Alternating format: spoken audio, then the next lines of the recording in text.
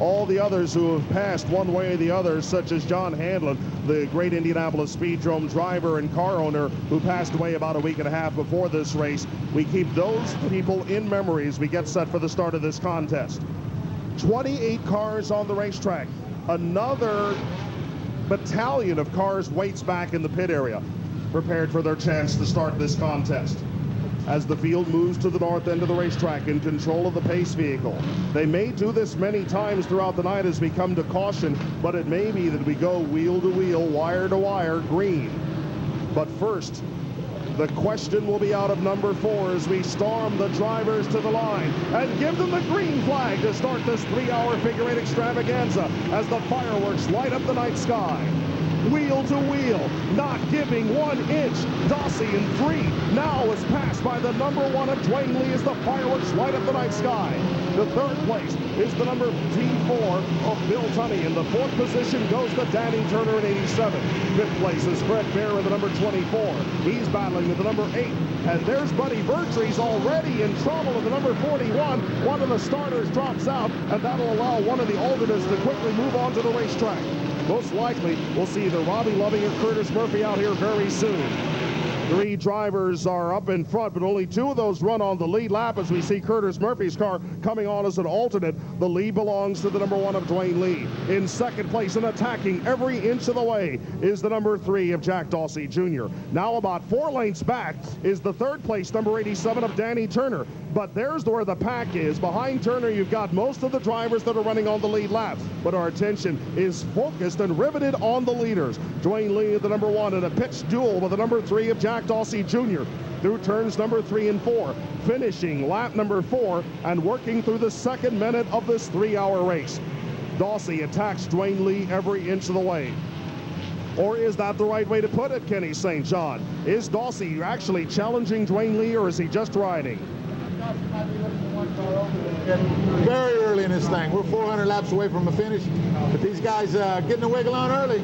Quite a battle for the lead. As Robert Amos barely avoids disaster with the number 4 of Tunney and the number 24 of Bear, we notice that Dossie does fall off the pace for a moment getting through the crossover and has now lost the 2nd position to the number 87 of Turner. Now it's Turner that's trying to get up through the field, but Turner is separated from the leaders by crossover traffic. Collins and the number 8 car at the 08, and that allows Bill Tunney Jr. now to take the runner-up position. And now Kenny St. John, Dwayne Lee is getting what everybody dreams of, a breakaway from the rest of the field. By Speedrome standards, that's a massive lead at this stage of the race. That's a big lead, but Dwayne's a very smart race car driver. He knows that's not going to get it done for him here tonight. He's going to have to settle in, get his laps run underneath him, and I look for this thing to close back up real quick. And here comes the number 4 car. Frustration for the number 34 of Collins, who drops out. Now a move to the front by the number 4 of Bill Tunney Jr.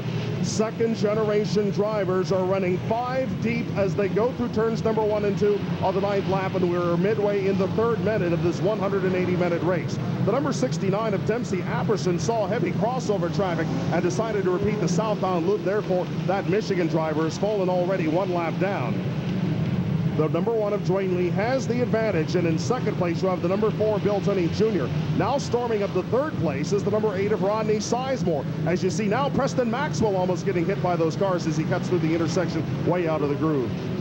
The number 3 of Jack Dossie Jr., the pole sitter, has now come back to 4th place. In 5th place is the number 24 Fred Bear Jr. 6th place, after running in 2nd for a while, is the number 87 of Danny Turner, but Turner's challenged by the number 33 of Doug Gray. Then you have Leonard Basham, a driver that deserves a lot of attention, in the number 9. That driver, if he ever learns how to hold back and picks his shots, may have a chance to win this contest. And over the last couple of laps, as we come to finish circuit number 11 and work the 12th lap, once again, Dwayne Lee is pulling ahead. An interesting circumstance. Whenever Dwayne Lee gets out of traffic, he storms away. When he's in traffic, he loses the lead and loses it big time, Kenny. I'll tell you, Dwayne's looking for a partner to help him run out some laps here.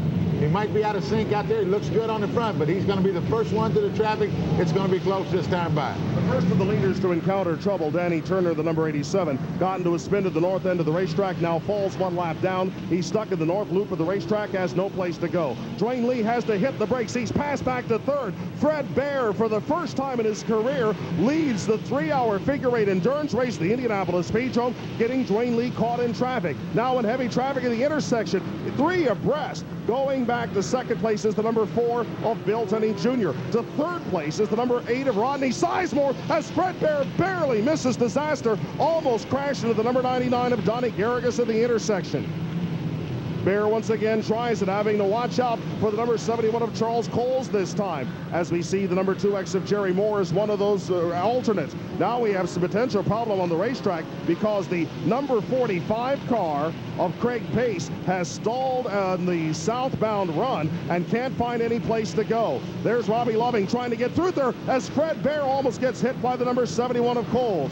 The number 45 of Pace is trying to get the car to roll one direction or another. That 45 crossover crash with 3 cars. The number 1X of Wisman, the number 4 of Dandy, and the number 57 car of Wagner all get together just as the yellow comes out.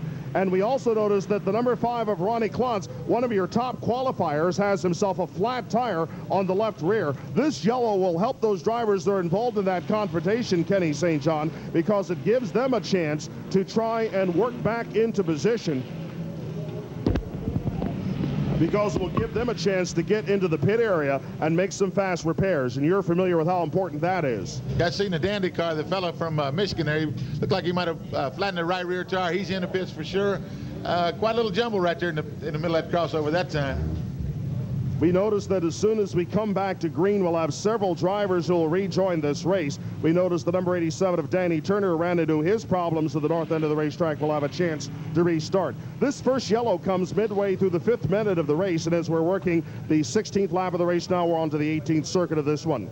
A surprise in this contest, Kenny St. John, Fred Bear Jr., late arriving at the Indianapolis Speedrome, barely racing 1 month, qualifying extremely well, setting the 5th fastest time overall. He is leading this race for the first time in his career. That's quite an accomplishment. I know that Bear family. In fact, I raced with Fred Bear Sr. about 25 years ago, and he raced for a good company. Tickets up front, good race car people. Let's see if Fred Bear can shock everybody and win the 3-hour here at the Indianapolis Speedrome. It would be an upset. Bear now tries to pull away from the second place number 4 of Bill Tenney Jr. In third place, you have the number 8 of Rodney Sizemore, and now we notice for the first time moving up to the lead pack in the number 4, the white number 4, Rich Fenwick, who started back in position number 7. He's working up to challenge the leaders for the first time in this race. Behind them in 5th place, you have the number 3 of Jack Dawsey Jr. Dwayne Lee has dropped back to 6th place to the number 1. In 7th place, you now have the number 9 of Leonard Basham. I'll give 8th place to Mike St. John of the number 51. 9th place, the number 17 of Sutton. And then I believe you've got Doug Gregg in 10th place, the number 33. As you see, the rest of the drivers are still struggling on the lead lap. But look at Fred Bear in the number 24. This is a massive lead for a driver that's been racing only for a couple of years at the Indianapolis Speedrome and only has about 1 month of racing here under his belt. How can you do that so quickly, so smoothly, with so little experience at this track, Kenny? Well, I'll tell you what, once again, it comes back to the preparation and the kind of care and money that goes into a car like Fred Bear's driving tonight. Joe Cohen, the Cohen brothers, tickets up front, they spare no expense, and you can see it. He's leading the World Championship right now. Fred Bear comes out of the second turn, looks northbound on the 23rd lap. Had to hesitate there to keep from running into Preston Maxwell Jr. of the number 40. That allows the rest of the pack to close up, and we have a 5-car battle for the lead all over again. Splitting around Jack Dandy's car at the crossover and watching out for Maxwell again. Bear's time in the sun may have diminished because there's the number 4, Bill Tenney Jr., another second-generation driver and good friend of the Bear family, who moves up to challenge for the lead, looking to the inside in turns number 3 and 4 of the 24th lap of this race. But again, more importantly, we're midway through the 8th minute. We notice that George Sutton is in trouble. The leaders move around Sutton, who stalled in the infield, and that driver who was running in the lead lap is apparently out of it. He may stay there for a long time if we stay under green for a long time. He's off the racetrack. Everything's safe. They're still racing around him. Sutton is stalled in their number 1 turn. There's the number 4, Bill Tunney Jr. having to stop for 2 cars that cut in front of him at the crossover, and that drops Tunney in an eyelash from second and challenging for the lead to in 5th place and about 1 turn behind the leader. And once again, Fred Bear, the number 24, is able to pull out an advantage, but here comes another second-generation driver. You raced against Rodney Sizemore's father, Kenny, many times, and now Rodney comes back again, another driver that started late in the Speedrome season. These guys must have it in their blood because they haven't had that much experience this year. They're looking awful sharp. Here comes the Sizemore kid. He's got the lead. 24 runs second. Fenwick's made a real move from to the front. He's running 3rd at this lap. Fenwick in the white number 4 has moved to 3rd, but now as Sizemore has the stop at the intersection, this time it is Bear that goes back to the lead. And here's pole sitter Dawsey moving back into a challenging position, and from 5th place he takes the lead. He was 5th place only 2 laps ago. Now as he finished lap number 28, he has gone to 1st place as we close down the 10th minute of this contest. So far, just about everybody in the front part of the field has come home a winner so far, or a leader of a lap. The number 3 of Dawsey, the number 8 of Sizemore, 24 Bear. Fenwick's been up and in the white number 4, the yellow 4 of Tunney, and the number 1 of Dwayne Lee. But Lee now finds himself back in some traffic. Now, there are some drivers that feel comfortable running in that heavy traffic at the Indianapolis Speedrome. I'd worry about it myself, but we're watching Dawsey coming out of number 4. This time it's fairly clear he has to watch only for the number 1X of Dennis Wisman, who comes back after his 3-car confrontation earlier. Dawsey has the lead. Bear back to 3rd place as they watch in heavy traffic and trying to cut underneath the number 2X of Moore. Dawsey in that Ron Tomasic built machine out of the 4th turn. Watches for the number 71 car of Charles Coles at the crossover, but he timed that perfectly and kept on going. Dawsey leads in the number 3, only a couple of lengths ahead of the number 8 of Rodney Sizemore. Bear, that had a big lead a while back, now finds himself about 10 lengths back in 3rd and currently out of the picture, but not that far back. In the Indianapolis Speedrome 3-hour, if you're within 2 laps of the lead, going into the last 30 minutes, you have a chance to win. Dawsey in 3 and Sizemore in 8 are challenging as they go into turn number 1 and 2. Watch out, Danny. The 4J almost got into Wisman into the 1X at the crossover. Now as we watch the 08 car of going around in circles for a moment and just getting out of the crossover, there's Dawsey and the number 8 of Sizemore continuing to challenge every inch around the racetrack. In this endurance contest, these drivers are acting like it's a full power sprint. Sizemore tries to measure Dawsey for an inside move going into the 1st turn of lap number 35 and midway through the 12th minute of this race. Going through the crossover in heavy traffic and timing it perfectly. Somehow the leaders survive. And Sizemore in 8 stays a length or so behind Dawsey as they look for racing room. They hit the brakes. Going by them into the lead is the number 4 of Tunney. Bear follows Tunney through into a challenging position for 2nd place. And the 24 car goes to the runner-up spot as they're split by the number 16 car of Tracy Fry. I was just watching the red number 1 and Dwayne Lee. Dwayne Lee, Mike St. John, and the 9 Basham out of Louisville. They're keeping each other in sight. I believe they're playing a little bit of a game early. They're trying to race each other. I think they'll get to the front before this night's over. 2 drivers have collided just short of the crossover, the number 27 of Deal and the number 57 of Wagner. Now Deal is directly in front of 2 cars. Gaddis is number 779 and the number 99 of Garrigus as he's got that particular roadblock there. And those guys have to wait a long time for the traffic to get on through. You'll see Tunney coming through here in a moment at the number 4. Then a gap back to the number 24 Bear, the 8 of Sizemore, the number 3 of Dawsey, and the rest of the guys as they charge around the racetrack. Working to finish the 38th minute of this race. Tunney finds a tiny gap of 3 cars coming in the other direction that almost took him out. That allows Bear in 2nd place to move even closer. Sizemore in 8, the number 3 of Dawsey, and the number 4, the white number 4 of Fenwick, to continue this 5-car battle for the lead, which is enlivened the early laps of this race. Bear looks to the inside and snatches the lead away from Tunney in a full power move out of turn number 4. Now Tunney has to watch out to hold on to 2nd place, but as they charge to the crossover and almost get into the 08 car of Lambert, there's Tunney coming down to the inside and retaking the lead.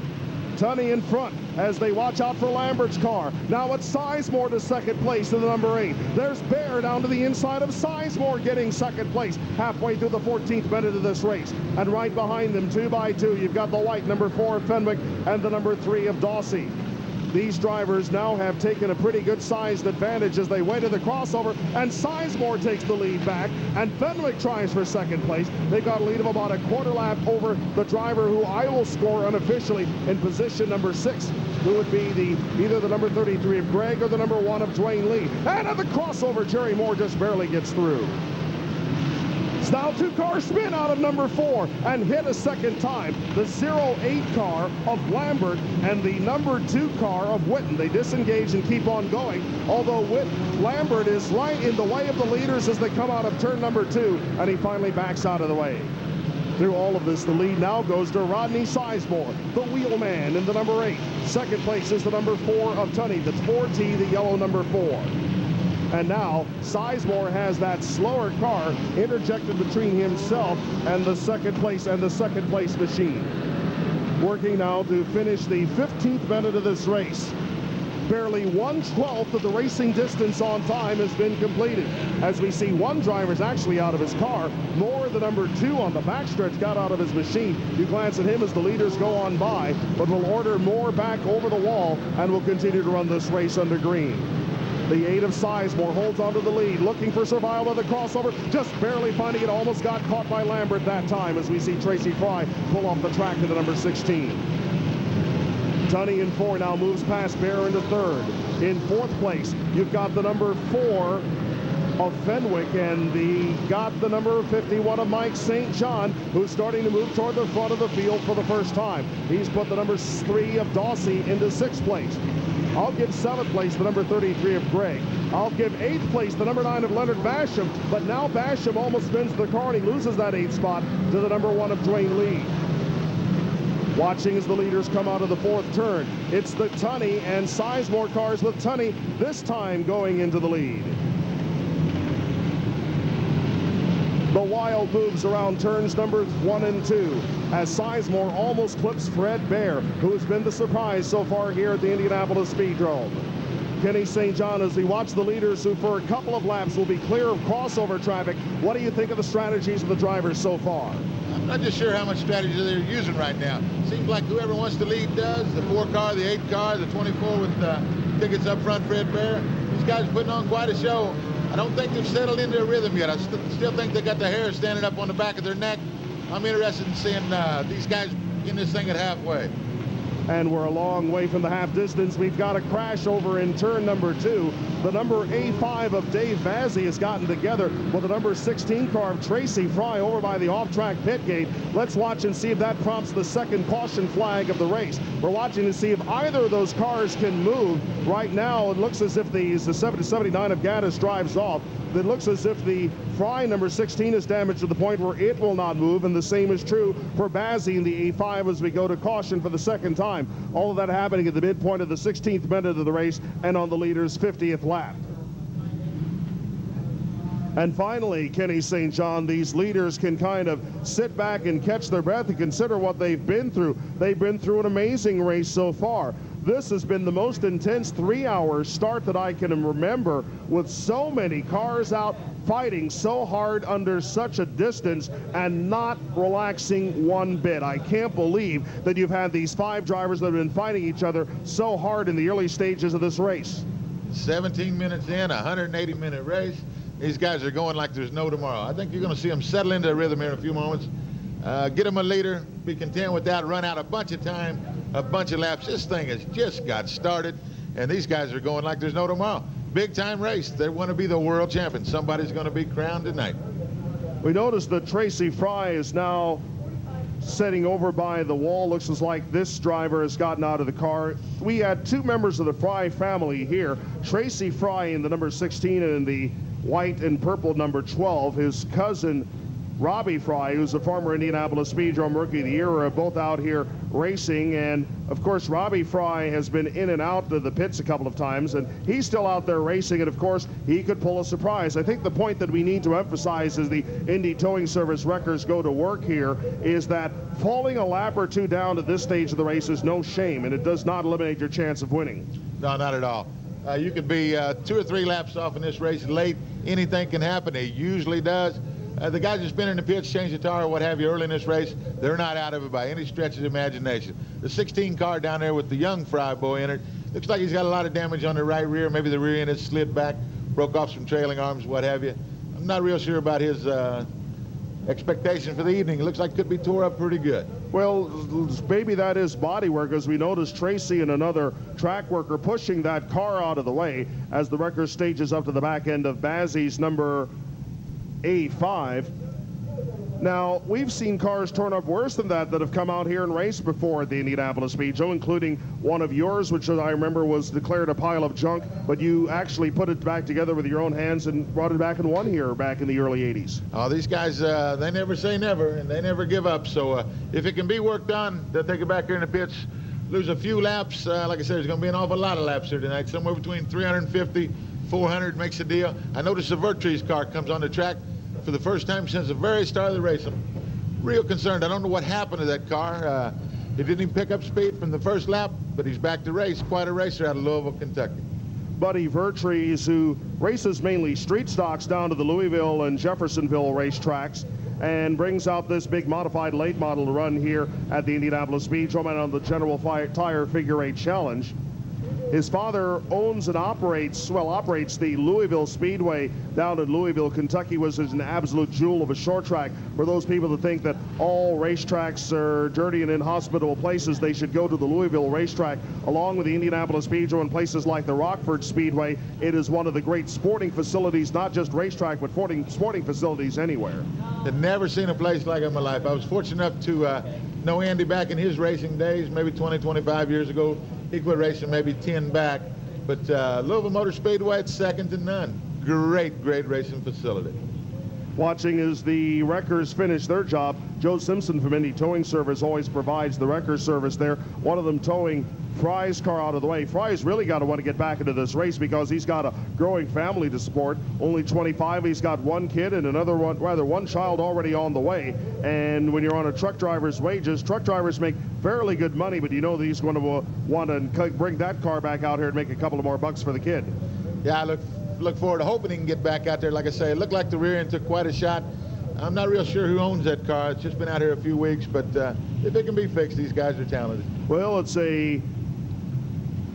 I think he may have been pulling our leg when he filled out the information sheet on this car. He claims it's a 1959 Cadillac with a 4-cylinder Ford engine. Probably is. That sounds like, oh, I see the information sheet there. Tom Hendricks owns that thing. That sounds like something Tom would do.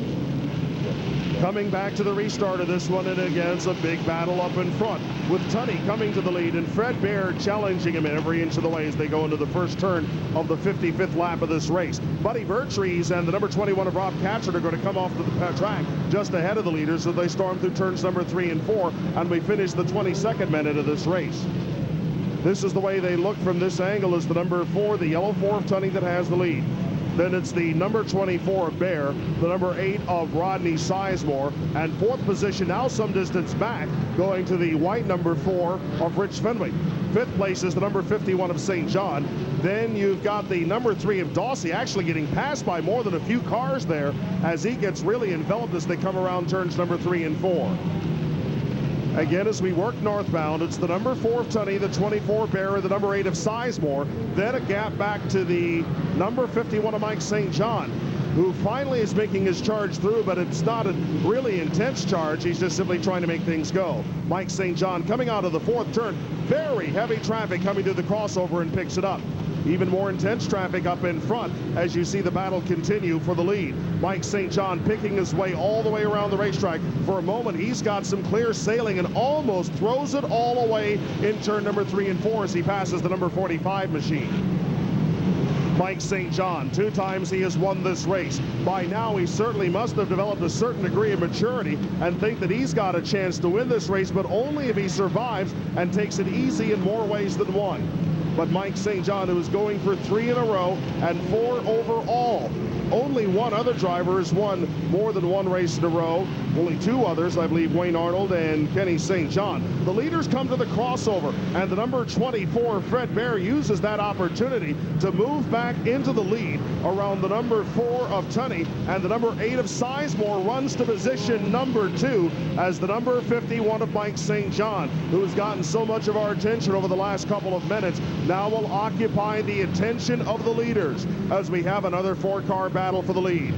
And Mike St. John may be the focal point. But right now, on that point, it is the number 8 of Sizemore with a tiny advantage over the 24 of Bear. Bear down to the inside of turns number 1 and 2 takes the lead. Rodney Sizemore powers on the outside of that second turn to move back into the lead. There's Tunney looking for the position out of turn number 3 and 4 and gets around Bear. Notice that these leaders are almost now getting into the pole sitter of Dawsey in the second place car of Dwayne Lee. Heavy traffic out of the crossover. Can they get through? The answer is yes, but just barely. The number 8 of Sizemore leads, looks for a survival in the crossover around Dandy and Lee and just barely gets there. And now it's Sizemore's time in the sun. But will it last? There are cars all over the crossover. He's forced wide, and now that lead would diminish at any moment. But Sizemore maintains the power, and as we come through the intersection, he slows down quite a bit. That allows Bear to get up there, and now that traffic in the crossover increases the gap between the 24 of Bear, the third place 4 of Tunney, and then the number 51 of St. John. St. John takes advantage of crossover traffic and storms past Tunney into position number 3. And as Bear watches out for Loving, he hits the brakes. Mike St. John tries the inside advantage and looks for the lead in turn number 1 and 2 and takes it in turn number 2 of the 66th lap. He pulled up there and got the lead fairly easy, the way it looked like to me. I'm just not sure if he needs to lead this many laps, this many minutes to go, but he feels comfortable. He's got her on the point. If the 3 guys, the 24, the 4, and the 8 car thought they were fast, he'd come up and show them, I got something for you later. And Mike St. John says when his cars run, they don't run, they fly. But can he fly away from Sizemore, Bear, and Tunney as they almost get into Dwayne Lee, the number 1? This could be trouble at the crossover. Fast cars racing fast cars. Watching as they come out of number 4. Heavy traffic all over the place. It is Sizemore that takes the big chance as Gaddis spins through the infield in the number 779 and almost gets clipped 3 or 4 different ways and almost pulls in front of the leaders as Gaddis looks for some place to go and now gets going once again. The number 51 of St. John leads. There's the number 8 of Sizemore. Bear and the 4 of Tunney somehow getting on through. And now the number 5 of Clunch, the number 4 of Dandy almost have a meeting at the intersection. Again, a constantly reborn battle for the lead with the number 51 of St. John in first place. Bear in heavy company, the number 24 with the number 8 of Sizemore and the number 4 of Tunney.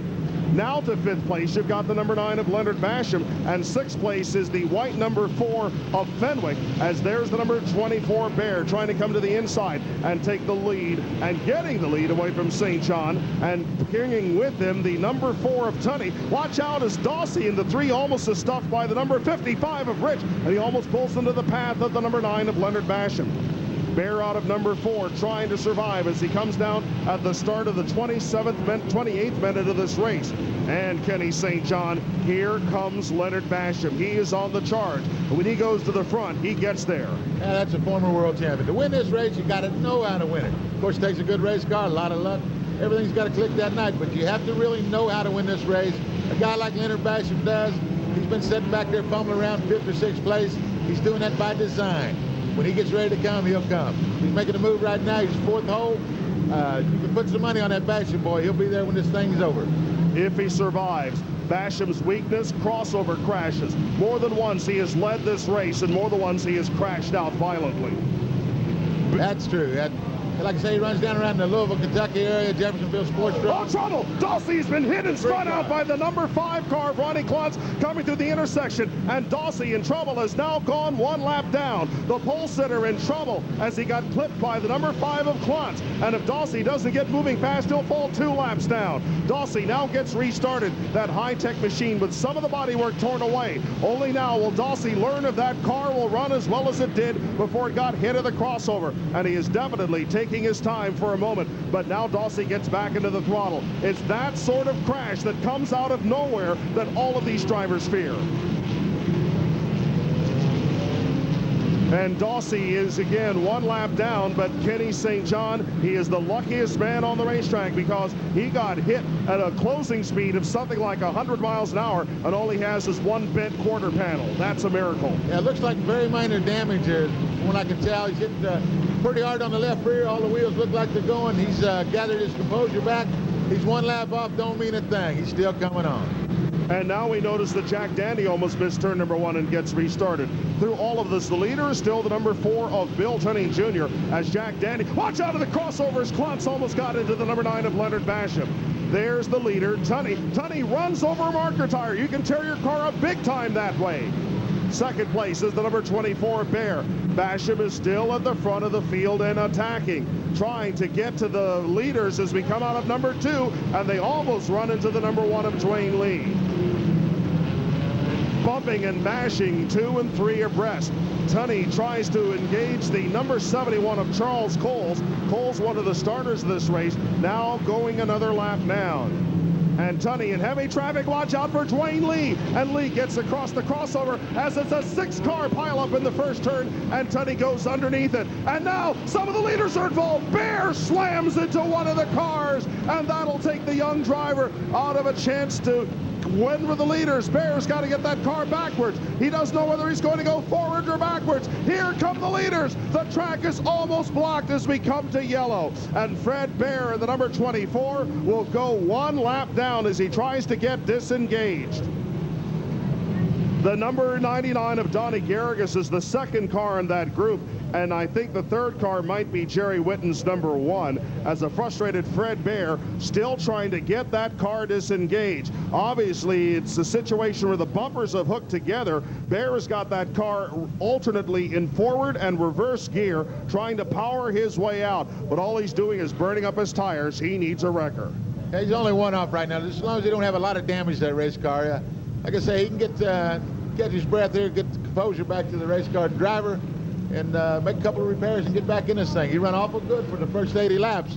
I wouldn't want to see him out of it just on a little deal like that. Maybe he's okay. We'll get him unhooked there and see if he can still go. The field will go behind the control of the pace car, and they're approaching the scene over there at the south end of the racetrack where Fred Bear, the car that we believe is the number 1 machine of Wisman, the black number 1 of Wisman. I stand corrected, that would not be Wisman because he's got a Confederate flag on that car, and I doubt that that'd be a circumstance there. I don't think anybody from Michigan would have a Confederate flag, would he?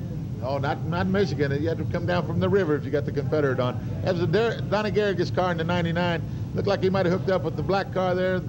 Like I say, the Bear boy, he was just a victim of circumstances.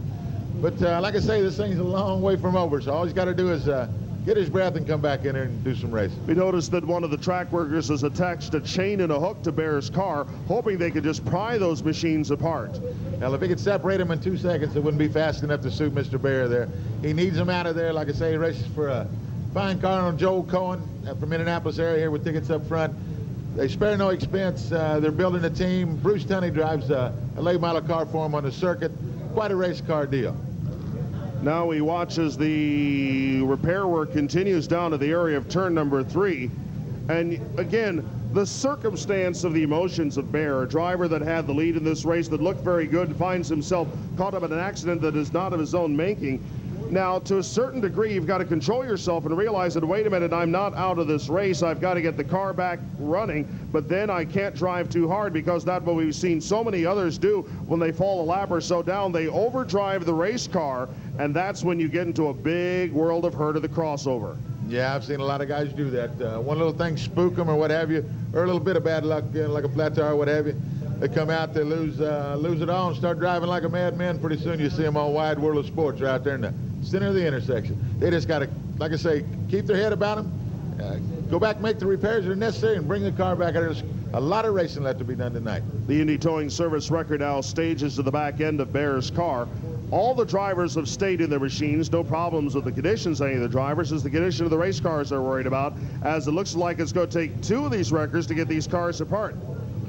Well, that's unfortunate, but like I say, early in that wreck, it appears that the bumpers have locked down there. Nothing you can do but separate them. Separating them takes time, and like I say, as far as Fred Bear, he thinks it's an eternity while he's waiting for the wreckers to take care of him. Believe me, they're trying to get them unhooked right now. We're going back racing. And speaking about racing, as we watch the overall vista and that circumstance that's still together, we have ourselves some pretty good race drivers there that got hooked together. Like I say, it's unfortunate, but the Indy Towing people are down there hooking on. We'll be back here racing in a few minutes. I noticed that Basham made the Sly Fox move. He sat back there 5th or 6th. No one called his name all night. He's second hole. He's subject to lead this thing in the next very few laps. If Bill Tunney Jr. agrees, and of course he will not. Well, Bill, he's quite a competitor. He drives it. Now you notice that the field is being deliberately driven through to the inside of the area where the wreck is concerned. Normally the drivers are told that they at all times must go above the marker tires. This is one of those circumstances where that counts as a completed lap. There's no penalty involved there, just simply because there's no place to go. Finally, Fred Bear's car is dragged bodily off the wreck, off the other car, and finally we'll get a chance to see which one of those machines it was. Donnie Garriga's car not hurt that badly. He's able to drive away pretty much under his own power, and he's waiting for the rest of the field to go on through.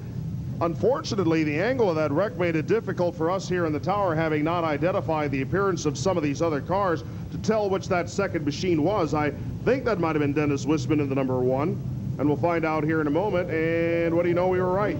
That was Wisman's number 1 machine. A guy with a Confederate flag from Michigan. We got something interesting going here. Sounds like a scoop. I don't think his neighbors know. I wonder if his neighbors know he's carrying that Confederate flag around with him. He's a Yankee in Michigan. Yeah. Well, I don't know, Kenny. I mean, when you have the next Civil War, what do you claim? I'm going to hope I got enough money to buy a ticket and fly around the world somewhere where I don't have to get involved in it. Fred War type stuff. Fred Bear drives his car off the track at full speed, and he'll make a precautionary pit stop. He was waving the car back and forth. Looks as if there were no flat tires. It may be a circumstance where all they may need to do is to check that car out and roll again. Now, this could be a blessing in disguise, because they can do something that's very important, and that's a fuel stop. Yeah, 84 laps in, it's going to be required to have fuel in these cars. They're only allowed to carry a 24-gallon fuel cell with them tonight. 24-gallon will not get her done for 3 hours. You can bet his crew, no matter what they're doing as far as the wreck was concerned, they are topping the gas tank off, I hope, because it could be advantageous. Turn the disadvantageous position into your favor. He's gassing up right now. He'd be the only car on the track with a full tank. Only a couple of laps away, maybe less than that, from the restart of the race. And when we come to the restart, we have 5 drivers that are up in front. And look who's managed to sneak through there. If Dwayne Lee is in fact on the lead lap and did not get lapped there, and I think Dwayne managed to sneak up through that mess. That's the first time he's been in that particular company in a while. But we'll be watching Tunney in the 4 and the number 9 of Basham as we come to the restart and see everybody getting hard on the throttle. The first thing you watch is to see if everybody gets through that first turn in one piece. Sometimes these guys get a bit too enthusiastic for their own good. This time they went through cleanly. And as we look at the north end of the racetrack at finish minute number 37, the lead belongs to Tunney in the number 4. Second place is the number 9 of Basham. Third place is the number 51 of St. John. I'll give fourth place to the number 1 of Lee.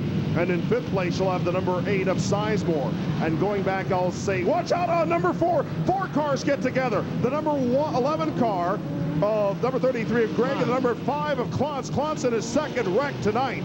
And now we've got trouble with the number 65 car of Bob Whitaker. For a moment, that car does not move. Now he gets it restarted, and he'll actually stay on the racetrack pretty much moving. There's the number 71 of Coles, almost getting hit by the number 9 car of Basham, and that allows the number 1 of Dwayne Lee to move back into second place as we move down to the conclusion of the 38th minute of this race. Lead belongs to Tunney as we see the number 4 car coming through the intersection and having to watch out for the number 33 of Doug Gray. Now we also watch the number 28 of Elkins to see if that car is going to move through the intersection. Tunney at the crossover has to be careful as Dwayne Lee attacks on one side, and also there's the number 63 car slow on the outside, Scott Farr's machine. For the moment, we watch Elkins, the number 28, to see if that car will run. That could cause a caution here shortly as everybody else watches out for that machine. Battle for the lead, wheel to wheel, as Dwayne Lee goes back into the lead. Lee, who had been back as far as 8th place, has a lead of about 2 lengths over Tunney. In heavy traffic at the intersection, Tunney tries to go back to the outside. Basham tries to fit that car into a place where it will not fit. He was lucky that he didn't get the front end pinched off. Out of number 4 as they storm by the Elkins car.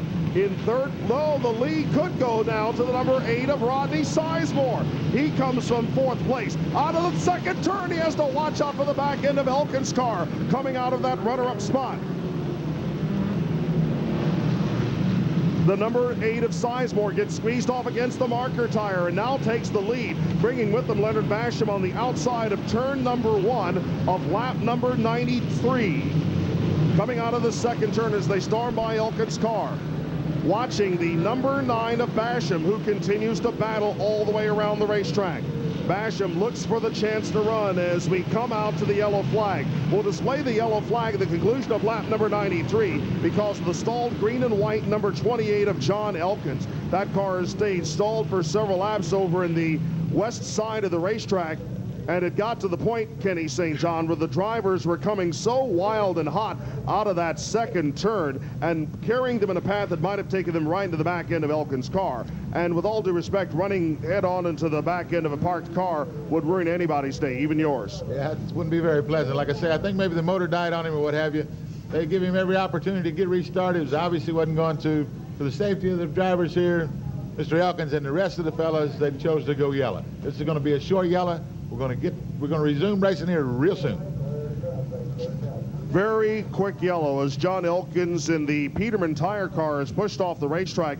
Elkins, one of those guys that comes out most every week at the Indianapolis Speedrome to enjoy his competition here on the east side of town. As Jack Dawsey Jr. now storms into the pit area, trying to take advantage of this yellow to make whatever repairs are necessary on this car. He moves back into the pit area while everybody else stays on the track. Again, Dawsey must be thinking this is the best time to do it.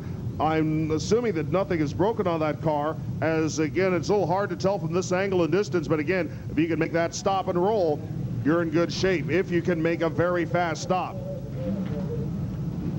Once again, with the Dawsey car, they probably fueled up. I didn't see a tire down on it. I didn't see anything wrong with it. He had been involved in a wreck here a few laps ago. He just lost another lap. He'll do his best to make it up here tonight, the Dawsey machine. Rodney Sizemore in the 8 car brings them across the line as we finish lap number 41 and go into the 96th lap of this race. As we see Fred Bear Jr.'s number 24 finally getting back onto the racetrack after it was involved in that 3-car melee that dropped him out of the lead pack. He waits for some waste of room, and now he just happens to be restarting right in this lead pack. This will be the first place where Bear has a chance to prove if that car will or will not run. As Leonard Basham comes to the lead in the number 9, Basham snatching first place away from the number 8 of Sizemore. Now, what will this mean now that you've got Bear, who is several laps down but still capable of running with the leaders in this lead pack? Does that change the strategy of the leaders with Bear up there playing with them? Not really. I don't imagine the other fellas know exactly where Mr. Bear's running at. But like I say, Bear needs to get laps back. The only place to get him back is to pass the leaders. He's going to make every attempt to stay up there and hope he can catch a friendly yellow. It's the easiest way to make up a lap. As we notice that Wisman has spun a 2nd time in the number 1 car, he gets out of the way of the leaders again. The first car in your shot is Fred Bear in the 12th. Now he's the 2nd car in your shot, one of several cars in your shot as they go through turns number 3 and 4 and finish 99 laps in 42 minutes and 18 seconds. Bear, the number 24, is many laps down after his crash. The lead belongs to the white and green number 9 of Basham. Second place is the yellow and red number 8 of Rodney Sizemore. Third place is the yellow number 4 of Bill Tunney Jr. And fourth place, watch out, the number 5 of Bazzi is spun facing the wrong way and barely getting out of the leader's way. You've got Witten in the number 2. That was a near disaster 5 ways from Sunday, and everybody keeps on going. It's a regular part of figure 8 racing as the number 4 J of Jack Daniel almost gets into the side of Rodney Sizemore, and the number 3 of Jack Dawsey Jr. comes onto the track as the leaders complete their 101st lap on this racetrack. 101 laps in just under 43 minutes. Basham now tries to pull away for the number 8 of Rodney Sizemore, and he runs into the number 76 of Scott Martin and almost flips the car. Leonard Basham's bad luck in figure 8 racing continues at the Indianapolis Speedrome. He has cut a tire. Let's see if Basham can get that car off the track and make a stop, but he'll lose many, many laps. As we mentioned, Kenny St. John, Basham runs with the leaders, but occasionally he tries to put that car where it doesn't belong. Yeah, I think lap traffic just bounced out in front of him. I don't believe Leonard had any inkling the guy was there. Looked like he blew the left rear tire. I'm not sure. Heavily damaged. He'll be back to racing. That's the way his 3-hour goes. Anything can happen. It usually does. A moment's notice. You can go from the lead to back on the haul truck right now. The number 8 of Rodney Sizemore continues to run in the lead as we close down the 44th minute of the first hour of this race. He has a couple of slower cars, 3 in fact, interjected between himself and the second place number 4 of Bill Tunney Jr. Now to third place, you've got the number 1 of Dwayne Lee. And now we notice, as we've got some heavy traffic in the intersection again, that the number 51 of Mike St. John has dropped again back about a quarter lap. Up and forth, back and in and out. And now here's an interesting situation. Rich Fenwick in the number 4, who had been running in the lead pack, now is in danger of going a lap down as Rodney Sizemore runs right over the marker tire in turn number 3. That's the best way to destroy a race car that I can know about. You can tear an entire bottom out of an engine and you won't even know it until you hit the wall. Those marker tires are non-forgiving. They look like a little yellow tire to the fans from where they're sitting in their seats. But there's a big hunk of iron in there. It's bolted to a fixture down in the asphalt pavement. Quite a bit of iron down there. You hang an oil pan on it, you could easily go home for the night. Leonard Basham has come back onto the racetrack. He lost something in the range of 5 or 6 laps with that tire change. Basham led at 101 laps. He was off the racetrack at 102. He came back at 106. And Basham, again, one of those drivers that's trying to run up in the general vicinity of the leaders. We had earlier mentioned that Fred Bear is moving with the leaders. Now he's dropped about a quarter lap back as we see some sparks coming from a wheel well. The right rear wheel well of Bobby Whitaker, that's a sign of a wheel bearing going away. When you start to lose a wheel bearing, you pull off the racetrack and avoid the crash. Now we see the number 42 car pulling off the track. That's Mike Pointer in a cloud of smoke on the backstretch. Everybody else keeps on going. New race for the lead. Brand new leader is the number 1 of Dwayne Lee for an instant in turn number 2 of that same lap. It's the number 8 of Rodney Sizemore that goes back into the lead. And right behind them is Tunney in the number 4. Then you've got the number 51 of Mike St. John, and we notice that Fenwick in the number 4 has now gone 1 lap down under racing conditions. We are now starting to run short of cars on the lead lap. That lead group, by my reckoning, is the only supply of cars on the lead lap that we have in this 3-hour figure 8 endurance race. The number 8 of Rodney Sizemore, the number 1 of Dwayne Lee running in second place. Third place, the number 4 of Bill Tunney Jr. Fourth place is the number 51 of Mike St. John. By my reckoning, those are your drivers that are running on the lead lap. I think Doug Gregg, we'll have to double check. Doug Gregg may still be on the lead lap of the number 33. Doug Gregg may be the unsung hero of this race. Then you've got at the 100 lap mark, we have our racing summary here. The lead at that point belonged to Leonard Basham at the number 9, but of course he's lost several laps. Second place at that point was the number 8 of Rodney Sizemore. Third place was Tunney. Fourth place was Dwayne Lee. Fifth place was the 33 of Doug Gregg. Sixth place was Mike St. John. Seventh place was the number 27 of Deal. I believe Deal was a lap or so down. Then you had the number 4 of Fenwick, the number 11 of Ozo Hoosier, the number 12 of Robbie Fry. That's your rundown after 100 laps. We're working 114 laps completed right now. And again, Leonard Basham is up in front, and he is racing with the leaders. Again, there's an emotional component to this sort of racing as much as there is a strategic component.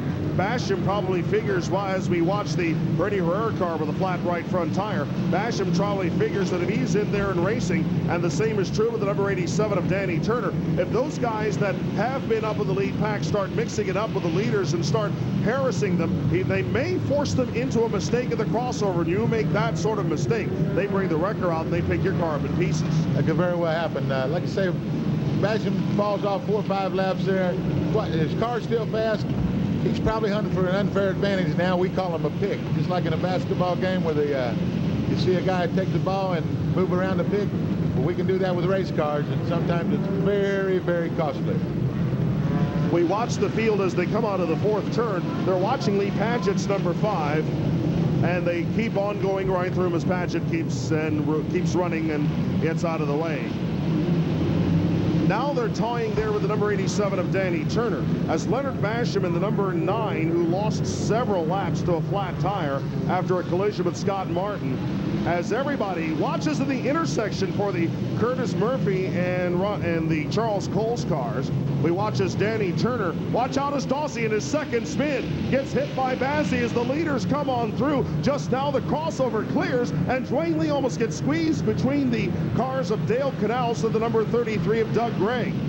Now he races with Gregg out of 3 and 4, and Gregg, who is doing quite a job here at the Indianapolis Speedrome, is now right behind Dwayne Lee. Oh, trouble out of number 4. The 57 car of Tom Wagner ran over the number 5 of Dave Bazzi, ran over Bazzi's left side tires, flipped that car up on 2 wheels and almost put it on its roof. And we come to yellow. Racing, it is never give up. As we come to finish 121 laps for the leaders, and we see the Indy Towing Service wrecker once again going out there. I hope these guys get overtime pay, because they'll do as much work here in one evening as they'll do in 1 week on the interstate. Yeah, that's that Joe Simon guy with Interstate Towing. Does quite a job out here. Brings a lot of nice equipment.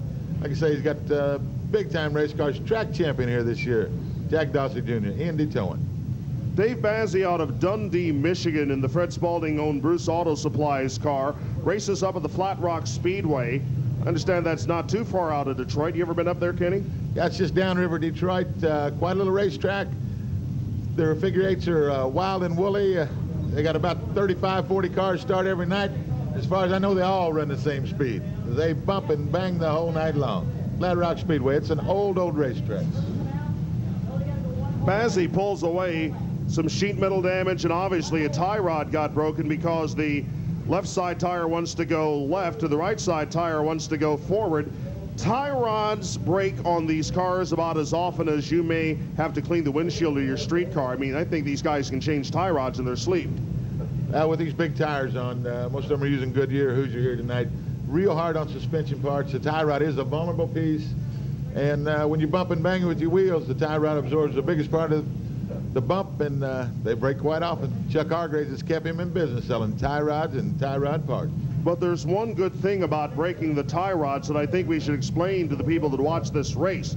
These cars normally use rack and pinion steering. That's direct physical connection between the tires and your hands on the steering wheel. Better the tie rod breaks than it jerks the steering wheel out of your hand and breaks something else. Oh, that's exactly right. It's the weak link in the deal, but that's just part of it. You hope you don't break none all night, but if you do, you can bet every one of these starters here tonight had spares in the pits.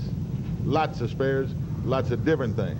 We started 28 cars in this 3-hour figure 8 endurance race. It looks like we're up to those circumstances where we have about 35 to 40 cars on the racetrack at any time. That's one of the unique parts of this race. At a regular sort of stock car race or any sort of automobile race, you have a fixed number of starters, and you figure that through attrition, those starters will decline at any time. This is the only track I can think of, and the only race I can think of, where the number of cars on the track increases as you get into the race. Now, this is a very unheard of, very unique situation to have a race like this. And you're right, there's not another race in the world where you can add cars to it and have more halfway through than you had when you started. Only at the Indianapolis Speedrome, the World Championship. On the restart, there's the number 1 of Dwayne Lee going to the lead. The number 8 of Rodney Sizemore falls to second place. There are 5 cars between them and the third place number 4 of Bill Tunney Jr. Then you've got a group of cars back to the fourth place number 51 of Mike St. John. And we understand that Doug Gregg, who we have not paid enough attention to so far, unofficially is shown in fourth place, still running on the lead lap. As we watch Dwayne Lee stalk away in the lead and see the number 45 of Craig Pace going slowly through the intersection, and cars avoiding him in every way they possibly can. And watching as Kent Lewis gets through the intersection and almost survives. Almost gives it all up there at the very end. And Dwayne Lee cuts to the intersection and bringing with him the number 8 of Rodney Sizemore. We probably haven't given enough attention to Doug Gregg. There have been people that say that Doug Gregg is not the world's greatest figure 8 driver. He may prove them wrong tonight. Rodney Sizemore slows down to avoid 2 cars. The number 57 machine almost gets into the wall, and he almost loses the position to the number 4 Bill Tunney Jr. There is traffic all over the crossover. Cars from every direction. Well, they get on through. There are guys that are stacked up waiting to others to move, that are waiting for others to move in the crossover. Nobody knows where to go, and through it all, the leaders are trying to survive. Drivers coming at each other from all angles and somehow managing to make it through. And through it all, the leaders are fighting their way through that crossover that's crowded at some moments, empty at others. The 8 of Sizemore, the number 4 of Tunney, the number 1 of Dwayne Lee. They've been fixtures at the front of the field. Leonard Basham has been hit by the number 16 of Tracy Fry. Those cars are now trying to get out of each other's way as the leaders come on through, led by Sizemore with the number 4 of Tunney and the number 1 of Dwayne Lee. Fry's trying to back the 16 car out of the way. Somebody has lost a tire at the southwest corner of the racetrack. I can't tell who it is. Now we see who it is. It's the number 63 car of Scott Farr, who appears to have lost the left front off of that car, and the machine is now stalled and not moving at the crossover. Little hard to tell from this angle exactly what broke. Now that we take a better look at the wheel, it looks like a lug nut situation. Some wheels fall off for different reasons. Sometimes the brake caliper or drum or assembly falls off. Sometimes the center of the section of the wheel pulls out. Sometimes it looks like a situation like this one where lug nuts or something else went wrong. In any case, Scott Farr will get his wheel back. One of the Indianapolis Speedrome track officials is courteously returning it to him, but Farr will have to take it back with that car back to the infield on the back of the Indy Towing Service record.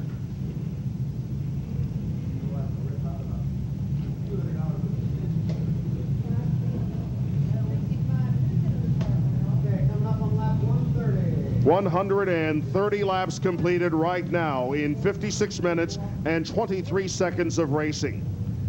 Kenny St. John, consider what we just had there at the intersection a couple of moments ago. We had ourselves a situation where cars were stacked up waiting for each other because they were waiting on other cars, they were waiting on other cars. You had yourself just a total gridlock, guys that didn't know where they were going to go, and then in the middle of that you had the drivers, the leaders that were running at breakneck speed and trying to find a way through. I mean, how can you race under those circumstances, let alone drive? Once again, that's why you're seeing the best in the figure 8 business here tonight. It was a total gridlock out there. It looked like Los Angeles, California at 8 o'clock in the morning. But these guys got it all figured out. They'll work their way through. Like I say, that's the dangerous part, when you don't know what a guy's going to do. When you know what he's going to do, you can live with it. If he's going through the crossover, let him go. If he's stopping, you're going to go. Just as long as he knows what he's going to do, or you reasonably believe he knows what he's going to do, you guys can work together and go through the crossover like a work of art, synchronized. But if you don't, once again, that's when the records come out. I'm noticing the 4T up on the board. I thought the 4T might have lost a lap a while ago. I thought maybe the 51 was closer to the front. 33 should have been in there somewhere. The scores are checking in now. Well, the circumstance was that St. John, about 20 laps ago, had started to fall back in the field and is roughly where he is right now, about a quarter lap back. The driver, who we understand is holding on. I'm not sure the 33 of Doug Gregg may have slipped back a bit, but again, everybody comes back together. Our indications are that Gregg, the number 33, is running currently in 4th place and maybe running and definitely running in front of Mike St. John of the 51. We'll call him in 5th place and most likely the last driver left on the lead lap. We've gone down through a big list of alternates now at the Indianapolis Speedrome. Just about everybody that is qualified here has had a chance to run. And through it all, they just keep on coming. We've gone through Ken Lewis, who's the 28th alternate, and Jeff Catron, the 29th alternate. And I suppose we'll see 60th alternate Bob Higgins out here, or rather 30th alternate Bob Higgins very shortly. But all those drivers will have a long way to go to catch up to these running at the front of the field. Now it's Dwayne Lee's turn to lead in the number 1, putting the number 8 of Sizemore back in second, and Tunney in third place in the 4 as they storm through the intersection. You see cars that are waiting to head northbound. They'll be right in front of the leaders as they come out of the second turn with cross traffic as well. There's a gap between the, whoa, Robbie Loving almost gets caught by the leader, Dwayne Lee. That would have been unhappy. Working to finish this lap and closing up on the 1/3 mark of this race. We have already had ourselves an entire racing season's worth of thrills and excitement, and Dwayne Lee has been on the point for most of it. And we still have a lot of racing left to go as we see Leonard Basham in number 9 getting together with the number 08 car, and Basham's car is hurt. It's completely lost the tire that peeled off the rim, and the rim is bent, and Leonard Basham runs on the rim off the racetrack. The tire, just the casing itself, goes rolling across the racetrack, but again, it's just the casing, and you can see the track workers are going to come and pick it up here in a couple of moments. They'll just wait for it to roll over to the wall, and they'll pick it up, and they'll have a special souvenir of the 3-hour figure 8 endurance race. But the souvenir they all want is the winner's trophy. And for the moment, the 24 Fred Bear is trying to get one of his laps back as he cuts through the intersection and just barely finds a way to survive. Bear has managed to move around the number 1 of Dwayne Lee. He's gotten 1 lap back, but he still has to make up maybe another 15 or so. And Lee does not want to see Bear in a challenging position and tries to chase him down, but he sees that Bear is taking some big chances at the crossover, and he decides to hold back as the number 76 of Scott Martin has a close encounter and bumps with the number 2 car of Witten. There's Dwayne Lee, caught, almost hit by 5 cars coming through the intersection, recovers but falls back to 3rd place. Sizemore again leads in number 8. There's Tunney following him through the intersection as they look close at Jack Dandy's car. Now Jerry Moore is spun as he hits by Ken Lewis's number 2. Ken Lewis's number 52. Those cars disengage and the leaders keep on storming by. And we see Doug Gregg's in trouble over at the backstretch area, actually headed the wrong way in the number 33 car as body parts come flying off a machine. And now trouble as the number 76 of Scott Martin runs over the number 71 of Charles Coles. Coles almost found himself almost running into the number 2 of Moore and slowed up. The car 76 of number 76 car of Scott Martin backed up, and that forced him over the number 71 of Coles as we go to yellow. Caught there at that scene for a moment was the number 64 of Ryder, the number 57 of Widener. They keep on going, but the number 34 of Collins found himself caught there, and now he is stalled and can't run and will have to go and pick his car up or push it back. Through the middle of things, we notice something go flying through the air, and it's something I've never seen here before at the Indianapolis Speedrome. There's a drain over in the middle of the west side of the racetrack, and somebody ran over the drain and actually flipped the cover up in the air, and one of the Speedrome officials is trying to bend it back down, but that drain cover is actually bent like a potato chip. Mike St. John in the 51 car is headed for the pits. I didn't see any damage. He was bumped around a little bit down there in the number 2 turn. I got a feeling they're going for their scheduled pit stop. They're still on the lead lap. I think this could be all by design. Now, Mike St. John will stay on the lead lap only if he gets that car onto the racetrack extremely fast, as we see the Collins car pull off the track. Mike St. John, if this is a scheduled stop, most likely will lose a lap as a result of this. They close the pit exit as the cars come past the marker tire in turn number 3. And Mike St. John will lose a lap under these circumstances, but again, it is still early in the race, and Mike St. John will lose a lap because of this pit stop, but all of these drivers are faced with that particular fate. As we come down to the restart to begin lap number 143, we're finishing the 142nd lap right now as we move to the 4th minute of the 2nd hour of this race. Still a 3-car battle for the lead.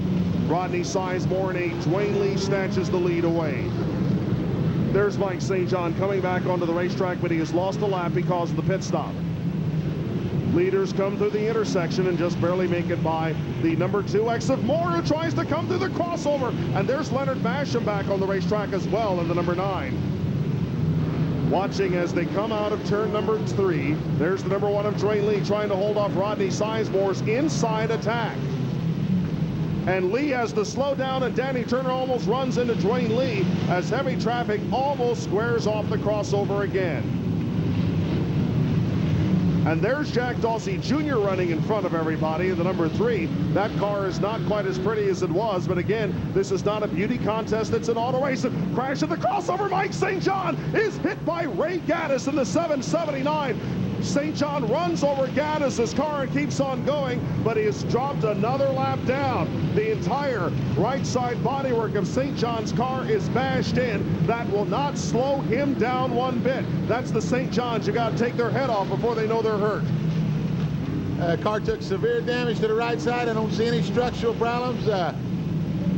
He got kind of crossed up with the 779. That's just what you call a figure 8 then on the right-hand side. That's not going to slow the boy down.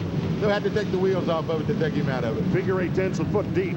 There's the number 8 of Rodney Sizemore, taken high by Moore's number 2. Dwayne Lee makes the pass for the lead coming out of number 4. And Mike St. John, who had lost a second lap to these drivers after that collision with Gaddis, is up and trying to get that lap back, dicing with Danny Turner. In fact, St. John may be racing for Turner for position as they go through turns number 3 and 4 of the 148th lap of this race, as we see Rich Fenwick coming out of the race in the number 4, the white number 4, and some heavy smoke from the number 5 D of Lee Padgett. Another right front flat.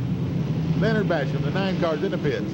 And Leonard Basham is losing a lot of time in the pits, constantly changing tires. Some bumping battles in turn number 1 as the 12 of Robbie Fry and the number 27 of Deal get together. We're watching at the crossover to see if Jerry Moore keeps on going in the number 2. Moore's car appears to have stalled. Moore is lobbying for a yellow with cars coming at him in every direction. The caution comes out for the yellow car, but he's not out of the woods because the cars race almost as hard as they do under the yellow until they finally get packed up behind the pace car.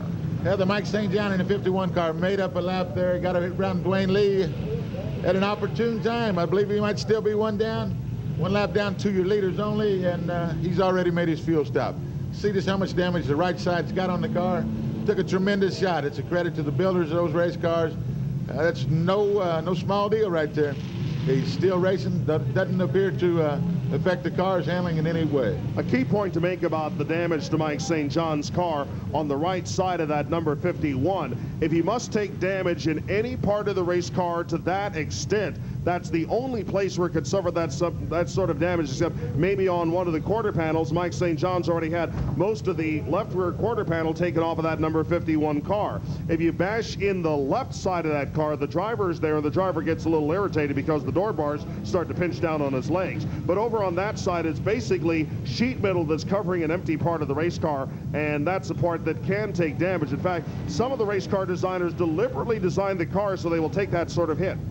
Yeah, it's something like a crush sleeve. Like I say, you absolutely never want it on the driver's side of a car. These figure 8 guys don't give you the driver's door that often. Like I say, it did get roughed up on the right side. Doesn't appear to be too bad. We'll let them race a while.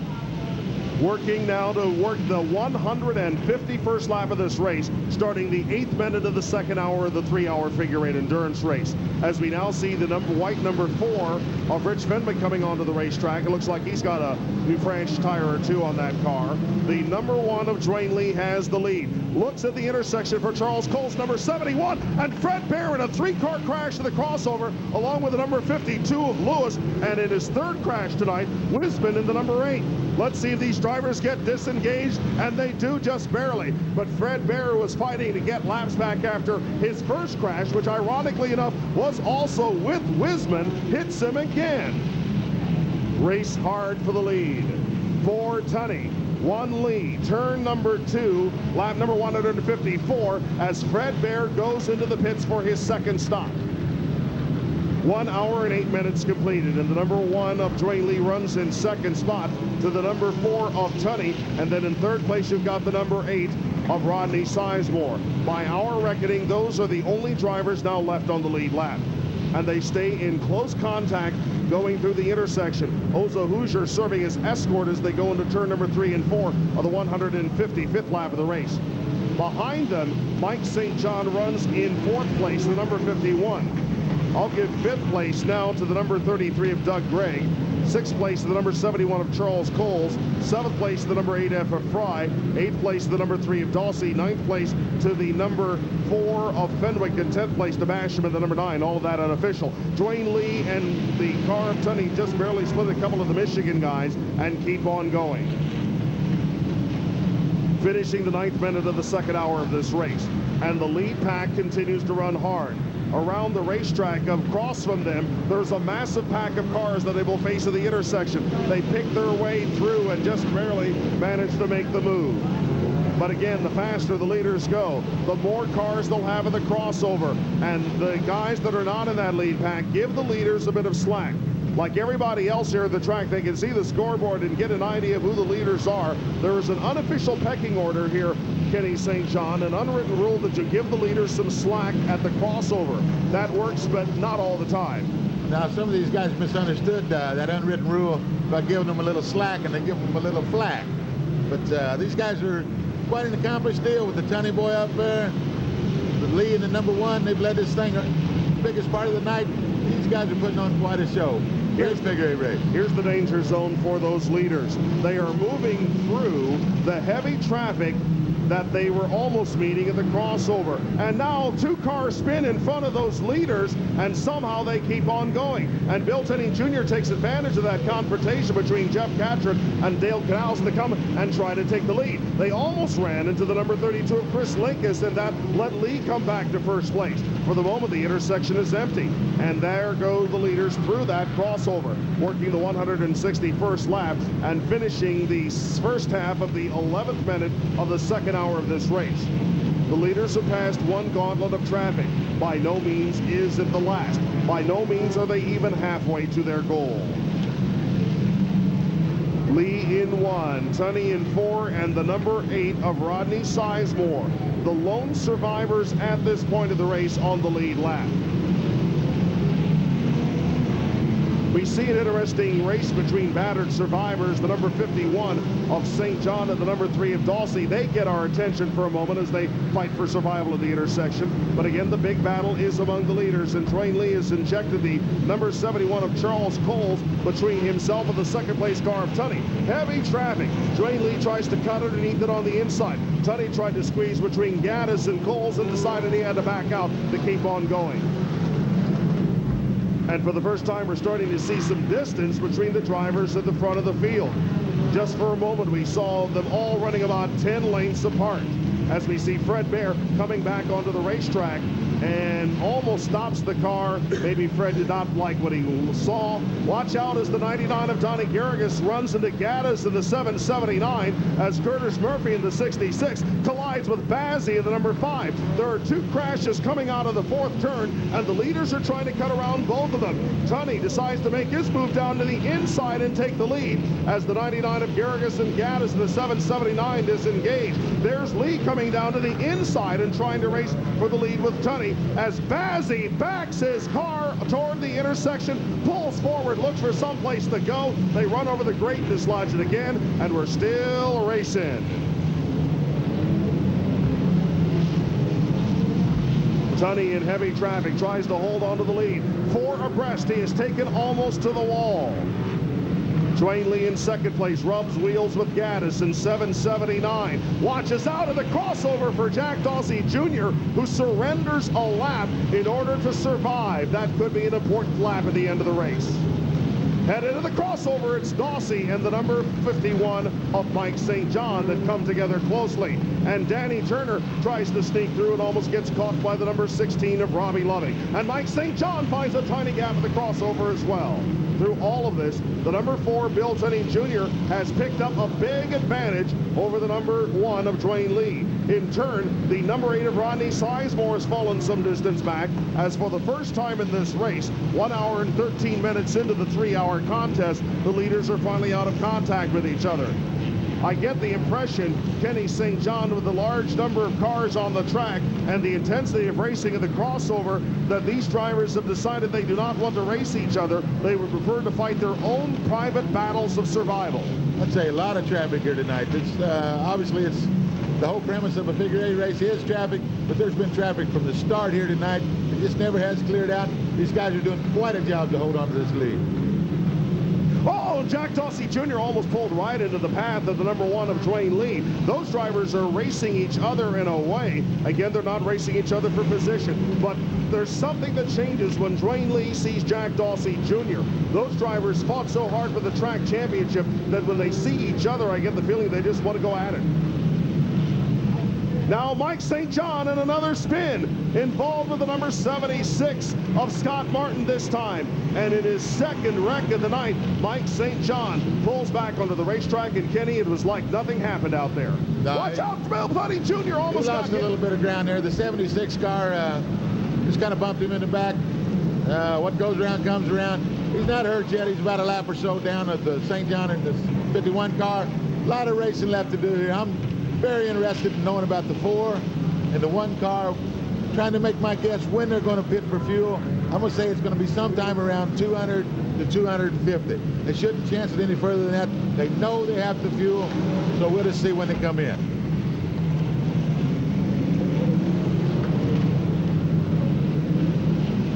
Tunney finds a gap at the intersection as usual. It is not a particularly large gap. Jack Dandy finds an even tinier gap behind him. Tunney out of number 4, heavy traffic. There's enough room for him to get through at a relatively comfortable manner. The number 1 of Dwayne Lee is still running in tandem with the number 3 of Jack Dawsey Jr. and not that far behind them is the number 87 of Danny Turner. Then you've got Mike St. John at the number 51. Again, those drivers are not running for position, but the number 1 of Lee, who runs over a marker tire and almost flips the car. Oh, and he hits it. It's the number 4, Bill Tunney Jr. in a crossover crash with the number 63 car, and he crashes him out. Tunney keeps on going, and somehow they both managed to survive. The Doug Gray car just completely, they must have stuck an accelerator coming across the chute. They had the big wreck there. He just launched the car. Quite a wreck. 33 Doug Gray. Got to have some problem in that car right now. Doug Gregg has it on all 4s, but I don't know how. He has definitely smashed up the right front corner of that car as he still tries to drive it through the intersection. But we was bragging a little bit too early on him. I don't know exactly what happened. He was headed toward the north, never offered to let off, just rocket ship right up on the back of a half a dozen cars. His car's seriously hurt, right front's tore off of it. I'd be interested in knowing what happened in that race car just a moment ago. Well, that looked like one of your wrecks, Skinny. I've had a couple of them like that, but I knew what happened when I did it like that. A couple of them I did it on purpose. I was wondering about that one. As we see Doug Gregg disappear. Dwayne Lee's stalled on the racetrack. Dwayne Lee looking for some place to go. At the crossover, almost gets hit, and the same fate almost comes for the number 8 of Rodney Sizemore. The number 4 of Bill Tunney Jr., after being involved in that crash at the intersection, somehow keeps on going. Rodney Sizemore runs in position number 3 as once again we see Jack Dawsey Jr. in the 3 deliberately give up a lap. He's done that twice in order to survive at the crossover. Now it is getting wild here at the Indianapolis Speedrome.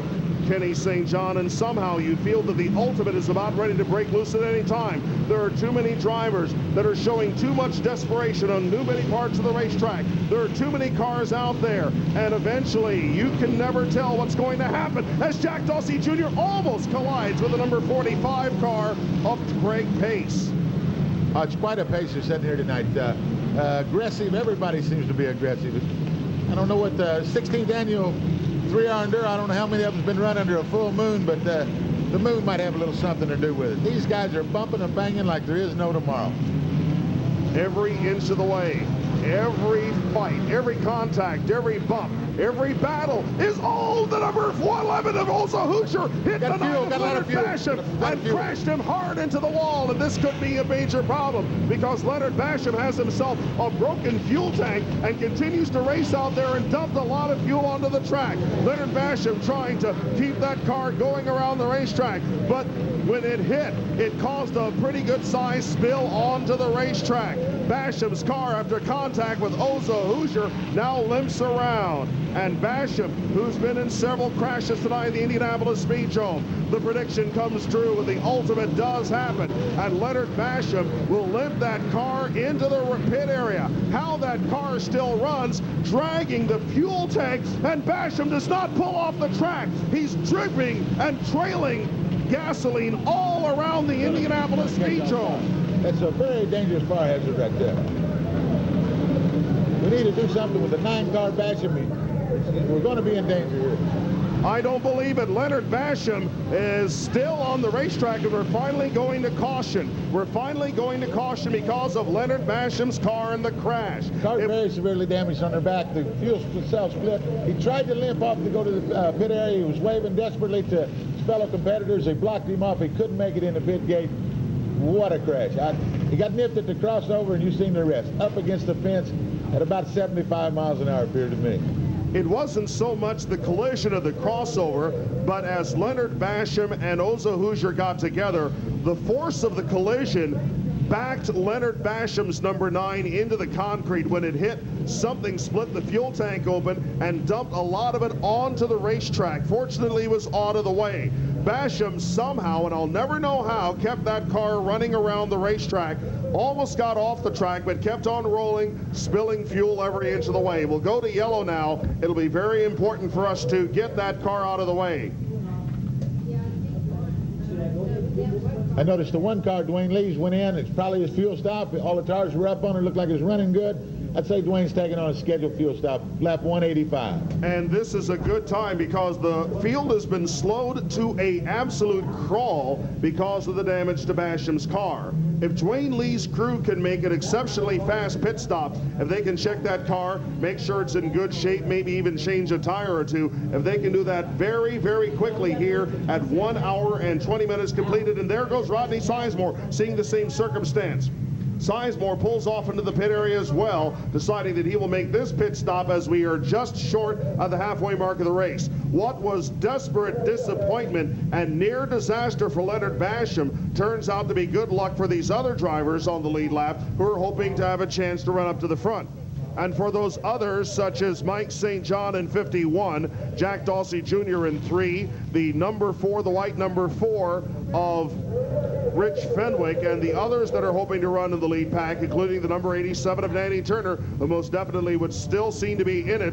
This is good news for them. This is a very slow pace at which the drivers are going. Dwayne Lee comes back onto the racetrack. He will stay on the lead lap.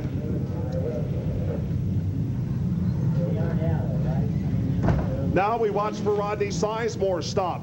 The mark to note is the point at which the cars come around the third turn area. The race officials will make the decision here shortly about whether or not they will unleash those cars and put them back onto the racetrack. Bill, here's a note here. Jeff Matthews, check your beeper emergency. Check Matthews. Jeff Matthews, check your beeper emergency. Jeff Matthews, check your beeper emergency. However, we notice, I think that's the Rodney Sizemore number 8 car that's staged up in the area of the off-track pit gate. Let's put the glasses on and confirm you that's the case. Rodney Sizemore was not able to make that stop fast enough. He came into the pits about 30 seconds after Dwayne Lee. That will cost Rodney Sizemore a lap. That shouldn't be a big problem here tonight, Kevin. There's plenty of time to be making it up. Your race car's fast enough to win. 1 lap against a couple hundred to go is not a big problem. I didn't understand that the Lee guy went in and made his pit stop. He got released at the gate over there. Just a few seconds later, they held up the yellow number 8. I'm unclear on why that rule was. Dwayne Lee got back onto the racetrack while the field was at the south end of the track. The mark in which they make the decision to release them is when they come up toward the area of turn number 3. When they approach turn number 3, they don't release the cars because they're too close to the tail end of the field. And of course, the combination of that and the fact that Basham's heavily damaged number 9 was being brought off the racetrack, those are the circumstances that led them not to release those cars. I hope they'll be very careful back in the pit area because they do have an open fuel cell that was split wide open. I haven't seen anything like that here at the Indianapolis Speedrome since Jack Dandy, who still races at this contest tonight in the number 4 J car a few years ago. Jack Dandy had his fuel tank dragging on the ground and on fire in this race, and somehow he managed not only to get away with it, went back in the pit area, fixed it, and put it back in. I don't think that's necessarily going to happen tonight with Basham in the number 9. That car is a total. We've got a clear leader with the yellow number 4 Tunney. He is clearly the leader. He did not pit for fuel. He has not pitted yet. He's going to have to. There's no way he can go the distance. I'm kind of wondering if he's had got second thoughts. Maybe he should have went in with the other fellow leaders, made his stop at the same time. He rolled the dice. We'll find out what works his way or works against him, one of the two.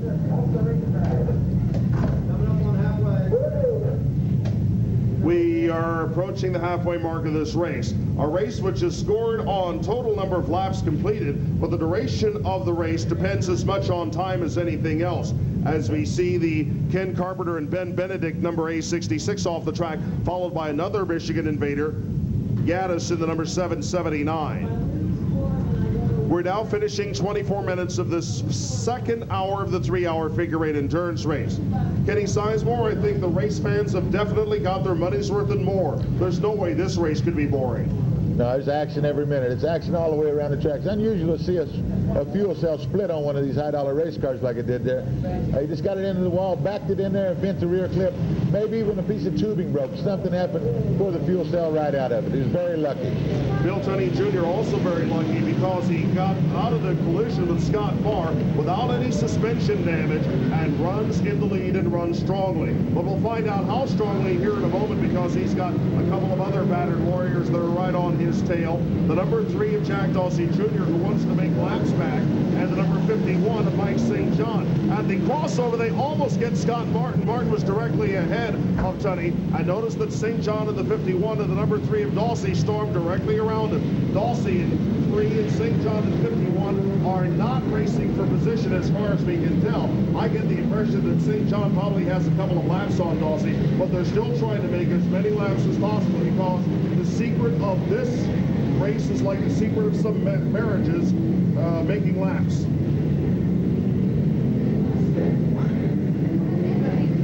Watching as we work to the 3rd and 4th turn of the 193rd lap of this race for the leader, the number 4 of Tunney, who sees the number 51 of St. John and the number 3 of Dawsey storming away. About a half lap back, you've got the number 1 of Dwayne Lee and the number 8 of Rodney Sizemore running in tandem. But again, Lee has a lap on Sizemore. Lee running in second, and Sizemore now charges through the intersection just ahead of the number 3 of Dawsey in 3rd place, 1 lap down. Rather, it's Sizemore, the number 8. And watch out for Dawsey, who splits around. It's Dawsey in an interesting-looking fight with the number 51 of Mike St. John. And St. John's about ready to have the entire right side body panel fall off that car. But again, these cars can run easily without bodywork. As you see, the roof, the hood, the right side body panel of that car of the number 51 flapping around. It's a mess on the outside, but it's a jewel on the inside. And Mike St. John keeps on rolling. But here comes the number 4 of Bill Tunney Jr. bouncing off Scott Martin and moving around the... Watch out! St. John almost got caught by Bazzi and Dandy, and that would have ended everything as we go to yellow. That makes the St. John car pick up a lap there. He picked up the leader, so did the 3 car. Makes up a lap on your leader, Bill Tunney, in the number 4. 3 and 51 pick up a lap. Very important point. The reason for the yellow, and now Tunney makes his pit stop. Tunney sees his advantage, and he makes up his stop. And let's see what that's going to do. I believe that will put the 1 of Dwayne Lee up into the lead. The number, and as far as second place on back, unofficially, I'll put second place to the number 8 of Rodney Sizemore as a lap down to the leader. And I think that may elevate the number 51 of Mike St. John to the 3rd place, 1 lap down.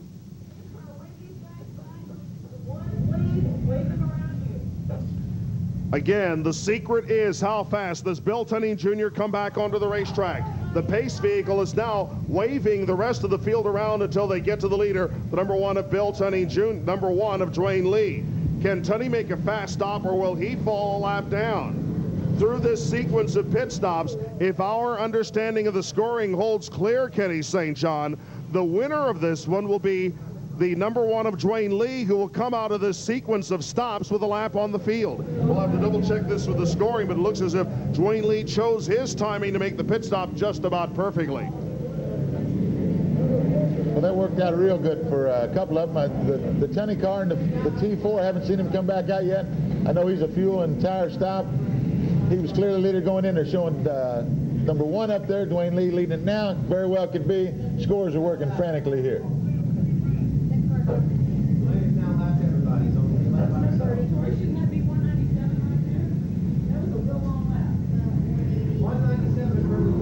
And we're nearly 200 laps into this race and nearly halfway through the contest. We continue to watch over the off-track pit gate to see who is going to come out next. There's the number 5B car of Lee Padgett, but still no sign of the number 4T of Bill Tunney Jr. If he doesn't get out fast, he'll be 1 lap down already, but if he doesn't come out shortly, he'll be 2 laps down. Still no sign of the Tunney cars. We see the Danny Turner machine being pushed quickly through the infield and the pit area. And now as we come to green, still no sign of Tunney's car as he falls further and further back in the standings. The number 1 of Dwayne Lee runs in first place. Very unofficially, I'll say this race between the number 8 of Rodney Sizemore. Trouble! 4 cars crash out of number 4. The number 1X car of Wisman, the number 65 of Whitaker, Scott Martin again in the number 76, and Robert Amos in the number 39. All of those drivers managed to get restarted. And there's Mike St. John. That is a move by my reckoning to try to get back on the lead lap by the 51. And if I'm correct on that assumption of the scoring, Mike St. John has now moved to second place around the number 8 of Rodney Sizemore. Now Ozo Hoosier appears to have, watch out, collision between the Gaddis and the Robbie Fry cars, and Ozo Hoosier appears to be stalled in the northbound run as Fry drops out. Watching for Ozo Hoosier in the number 11. That car does not move as we now are at the halfway mark of the race. 90 minutes down, 90 minutes to go, and another yellow flag because Ozo Hoosier's number 11 stalled at the crossover. He broke the radiator there, and that crash coming off of turn 2. Probably killed the motor, never could get it refired. St. John going 51, he's continuing to get lucky. I think he's back on the lead lap, could very well be second. Dwayne Lee is a leader, 51 second, 8 is probably third, a lap down. And I wonder what happened to my 4 car there. He lost too much time in the pits. I don't know if his pit crew was ready for him, whatever happened. Surely fuel didn't do it. Fuel shouldn't have took 4 laps.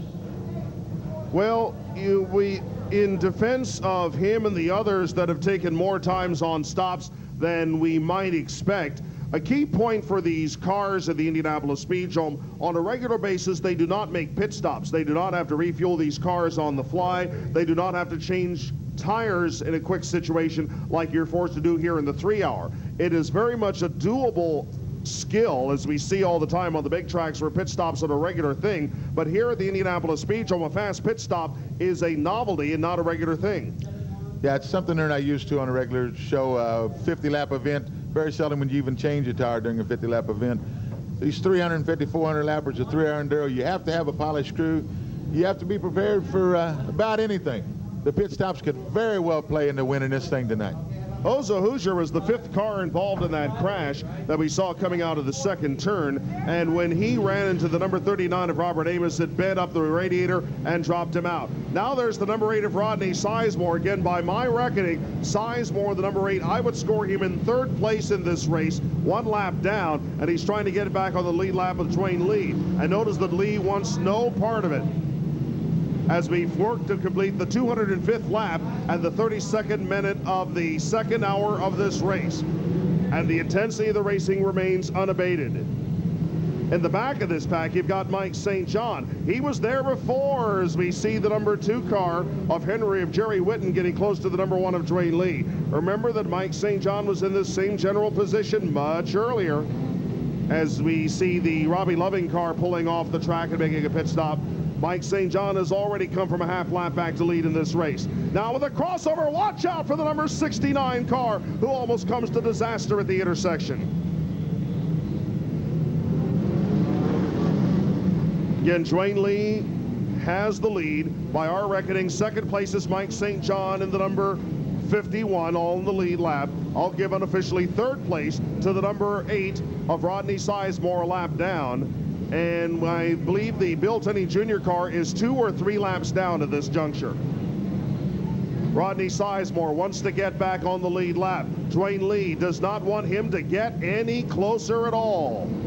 And they come out of the second turn and head northbound, and watch out for Mike St. John's machine. St. John and Turner's running into a heavy area of traffic. Rodney Sizemore inside of Lee out of number 4. Lee comes wide and finds a tiny gap through the intersection, but already he has lost the lapped position on the number 8 of Sizemore. Sizemore now first through the intersection. Dwayne Lee looks for a tiny gap and somehow barely survives. How can you do it? Time after time, Kenny St. John. Every time through the crossover. Sometimes those are moves of skill, but sometimes they've got to be guesses, I would think. I'll tell you what, these guys are the best, like we said earlier in the program. But when you come up there and you get traffic, it makes you wonder, what am I doing out here? Let me get some open laps here where I can run flat-footed, catch up some ground here. But traffic's part of it, and these guys are the best at it. And they fight for survival as much as they fight for victory. Because of the 3-hour World Championship race, often they are both the same. Dwayne Lee in heavy traffic finds himself losing contact with the number 8 of Rodney Sizemore as we see the 69 car spinning out of turn number 2. He's out of the way, will continue to race. Dwayne Lee in heavy traffic, bouncing and banging through there. At the intersection, Bill Tenney Jr. escapes the confrontation with the white number 4 of Rich Fenwick. Dawsey stops for a moment at the crossover and loses some positions. Dawsey now fighting more for survival than for glory.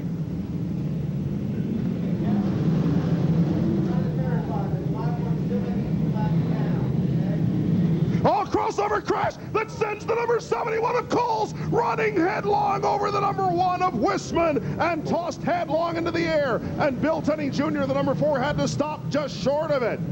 I don't know how the number 71 of Coles ended up on all 4 wheels. I was waiting for the car to slam to the ground upside down. But not only does Coles' machine continue to run, even with a broken tie rod, he is trying to put the car into gear, and he will drive it off the racetrack.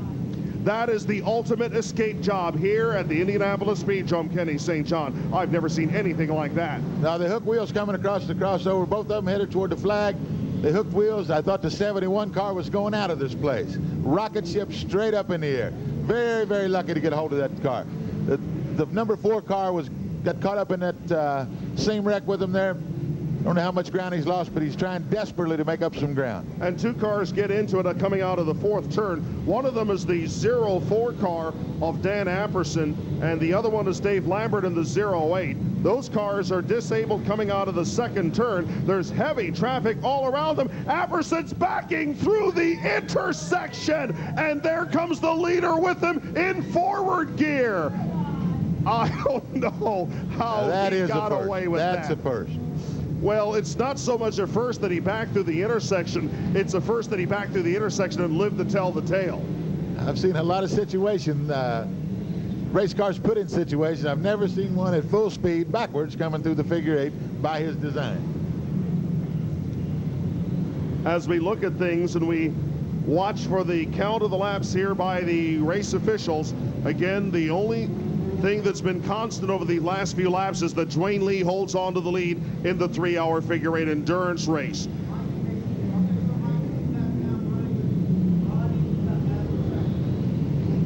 The number 1 of Dwayne Lee leads. We have an indication now that we're double checking through our scores to confirm the relative lap positions of the number 8 of Rodney Sizemore and the number 51 of Mike St. John. I got the impression that St. John was no more than a lap down. There's some indication he may be 2 laps down. We're also watching to find out if the number 8 of Rodney Sizemore is 1 or 2 laps down, or maybe even running on the lead lap as a result of the pit stops that we had. No doubt that Dwayne Lee made his pit stops under better circumstances, found the race field running slower under yellow than did the others, and Dwayne Lee does hold on to the race, and there are indications now he has a lap on the field. 37 1/2 minutes into the second hour of the 3-hour figure eight endurance classic at the Indianapolis Speedrome. And Dwayne Lee holds on to the lead. Mike St. John in the number 8, number 51, and Rodney Sizemore, the number 8, find themselves racing each other. May or may not be on the same lap. We'll wait for the scores to confirm that to us as we watch them head northbound at breakneck speed, not that far behind the number 4 of Bill Tenney Jr. At the crossover, the number 75 machine comes careening through, and somehow surviving that is the number 75. Jack Dawson in the 3 cars blown a right rear tire. Got roughed up, headed toward the crossover. 3 headed for the pits. And also almost getting together the number 34 of Collins and the number 8 of Rodney Sizemore as they cut through the intersection as Dawsey makes yet another pit stop. Bill Tenney Jr. and to slam the brakes to keep from hitting 2 cars to the intersection. And Ken Lewis is now showing a lot of smoke out of the number 52. The officials will put a lot of attention to him to see if he's leaking anything on the racetrack, but everybody keeps on going. Through all of this, Dwayne Lee continues to lead. And Dwayne Lee has to watch out for traffic coming in all directions. Actually ran into the back end of Jack Dandy's car as Dandy slows down here at the east side of the racetrack, puts it in reverse, shifts it back into forward, tries to keep on going. And meanwhile, Dwayne Lee and Mike St. John almost have a close encounter at the intersection.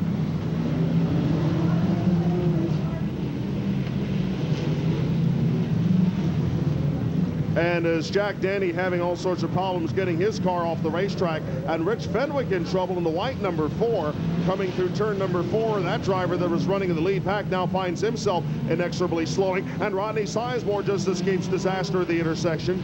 Let's watch for Dwayne Lee, the number 1, as he comes through and Jack Dandy leaves the racetrack.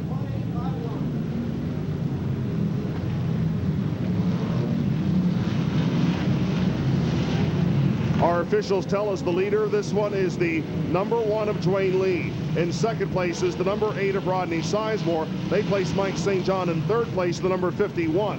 We see Bill Tenney Jr. a respectful slow at the intersection to keep from running into Dwayne Lee. Lee, watch out, the number 44 is spinning out of number 4. That's the 44 machine. And spins out of the 4th turn, and he's hit by the number 66X of Curtis Murphy. David Bussey spins the 44. He's hit by the Murphy car. Murphy has broken a tie rod. His front wheels are pointing in the wrong directions. He can't steer that machine. In the middle of that is the Jack Dawsey Jr. comes back onto the racetrack at the number 3, and we see Country Brown on the racetrack at the number 83. As Tom Collins got smashed by somebody, Collins has most of the right side bodywork turned off that car. As you can see, the number 66 of Curtis Murphy lobbying for a yellow as Tom Collins goes the wrong way on the racetrack in turn number 4. Collins up by the wall. Looks like he's trying to get a caution as well, and it finally comes to pass. I don't know where Collins is going. Apparently, he got smashed by somebody big time. We missed that confrontation from our point here in the tower. Collins is actually using the wall to steer that car so he can get it off the track, I think, because it simply won't respond. And Tom Collins takes that car, rebodied about a month ago. It's going to need a lot of body work now. As Curtis Murphy finally climbs out of his machine, looks at the damage to the front end like so many other racers do, finding all sorts of parts broken, and he'll need the wrecker. Also being pushed off the track, a driver that had to be considered a threat to win this race, the number 4, Rich Fenwick. But you can see the tie rod dangling on the ground where it was torn loose from the right front after its collision with Dave Bussey's number 44. 41.5 minutes through the second hour of this race. Finishing now 232 laps of this. Make another pit stop. He realizes he has a big advantage and will take the chance to make the stop. But did he get, yeah, he managed to get around Charles Graham coming off the racetrack. Now we watch in the pit area to see if Rodney Sizemore comes back onto the racetrack, and the answer is yes. Rodney has lost a number of laps in the process. He will pick up a few of those laps. Unofficially, we understand that Rodney Sizemore lost 6 laps in the process of those 2 incidents. Rodney Sizemore is the highest running car on the racetrack right now, but he will not be able to pick up the lead unless he completes something like 6 or 7 laps before Dwayne Lee comes back out. How fast will Dwayne Lee's crew finish this second stop for the leader, which came midway through the 35th minute of the final hour of this race? Rodney Sizemore is caught near the back of the pack as we get set for the restart of this one. We watch for Dwayne Lee's machine. Dwayne Lee's car stages on the off-track pit gate.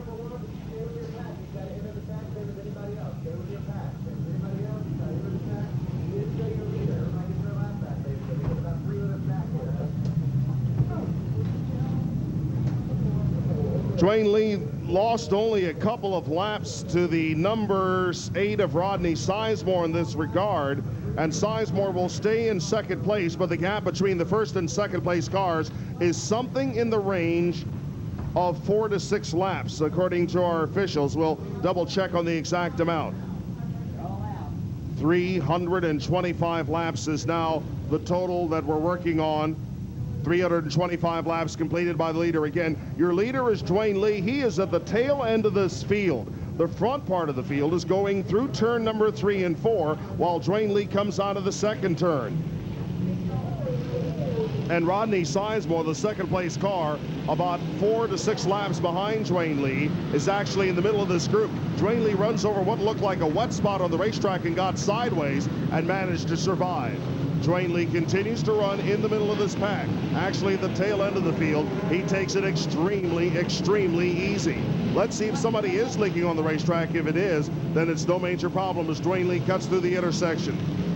There's something of a pecking order in these races and figure 8 competition where everybody waits up for the leader, but now the leader's just another driver at the tail end of the field. It is now total anarchy out there. It's every man, or in one particular case earlier tonight, woman for him or herself. And through it all, with 23 minutes and 20 seconds left to go in the 16th annual World Championship race, Dwayne Lee has the advantage. Rodney Sizemore is actually only about 15 car lengths ahead of Dwayne Lee on the racetrack, although they're 4 to 6 laps separated.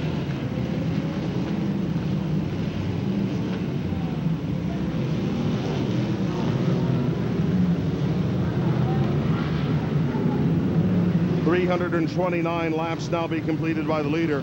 He gets closer to Rodney Sizemore's car. Rodney in some very heavy traffic. Dwayne Lee taking his time, trying to stay above that traffic. But again, every move you take means another risk. Oh, Dwayne Lee hit at the intersection by the number 4 of Rich Fenwick. It was a light hit, and both drivers keep on going.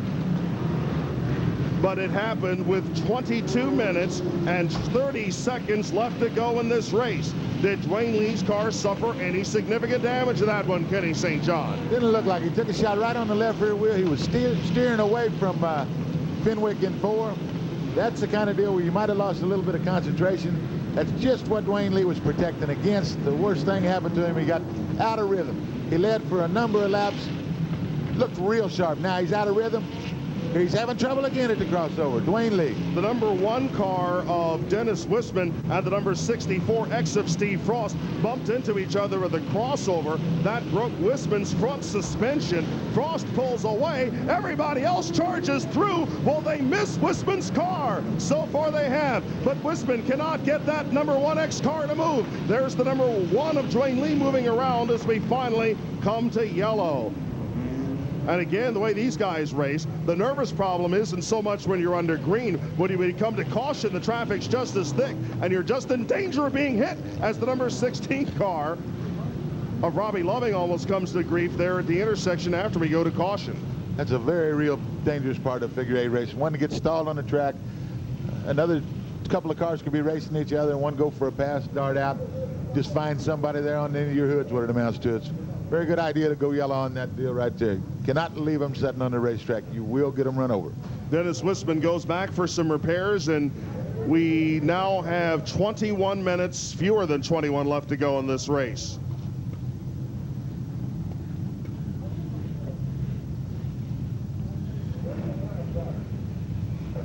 Think about it, Kenny St. John. All of these parts on these race cars have a certain stress points beyond which they will fail. Maybe 3 feet per second more for that crash between Dwayne Lee and the number 4 of Rich Fenwick, and we have a different outcome of this race. Oh, it's very well could happen like that. Just a bump, a bang here and there. I'm sure Dwayne was protecting a huge lead, 3 or 4 lap lead right here, which is huge tonight in this event. He was protecting himself. He might have lost a little bit of his rhythm, his momentum, maybe quit concentrating for that split second anyway. He got hit on the wheel, and you can believe Dwayne Lee, as well as the 100 people or so that make up his pit crew, wasn't counting for that. 333 laps completed and 19 minutes and 50 seconds left to go. Let's consider the state of Dwayne Lee's machinery as he tries to survive. He has taken hits on all corners of that car. There are very tough, hardened metal parts on those cars, but still the weak points of that one, the ones that take the real stress, are the rear ends. And again, even the best prepared differentials of these cars can burn up and completely fail. But when they take shots like that, and I'm sure that that earlier situation with the wobbling rear wheel prompted that other pit stop, they thought they had that probably cured. Now they're still stressing that car extremely hard. There's 20 minutes to go. It seems like an eternity for the leader, and for the number 8 car trying to make up lost time, he feels like it's already over. 20 minutes is a long time to race at the Indianapolis Speedrome. 19 minutes now left in the race. Dwayne Lee leads. The number 3 of Rodney Sizemore, by our best analysis from scoring, stands 3 laps back. Dwayne Lee again has a wealth of decisions to make. Does he run extremely hard? What does he do with the crossover? He and Rodney Sizemore split 10 cars wide, come together in turn number 3. Rodney Sizemore is through and maybe only 2 laps down now. As he heads to the intersection, has to watch out for Robbie Loving. But here's Mr. Lee catching back up again and trying to keep Rodney Sizemore in his sights. Again, what do you do with the crossover? Dwayne Lee took a major gamble when he made that wide move. He did not know it was going to be on the other side, I'm sure. But again, Rodney Sizemore makes the lead through the intersection. Dwayne Lee follows him through.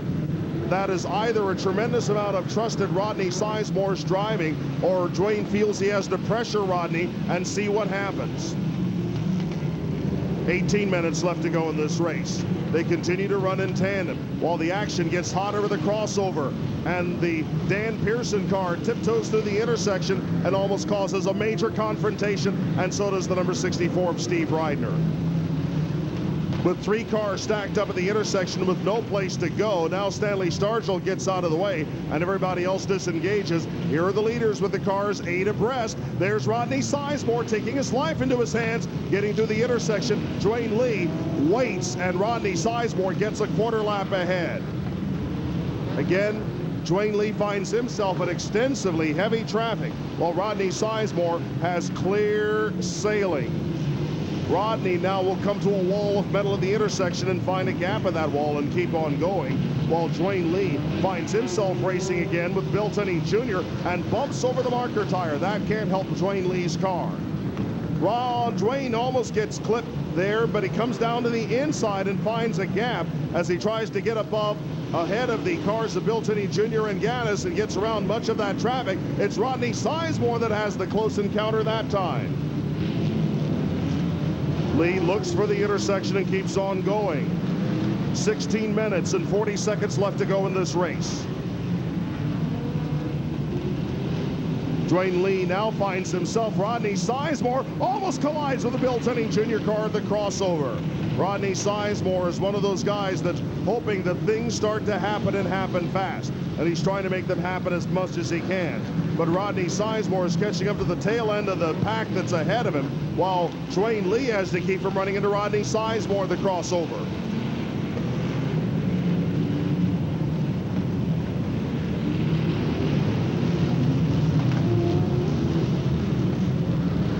And now 16 minutes left to go as Dwayne Lee works his 343rd lap of the race. Coming out of number 4, holds up for a moment, now gets back on the throttle. And that's the first time I saw something that might bother me if I was on that pit crew. When Dwayne Lee got back on the throttle, I clearly saw some smoke from the tail end of that machine.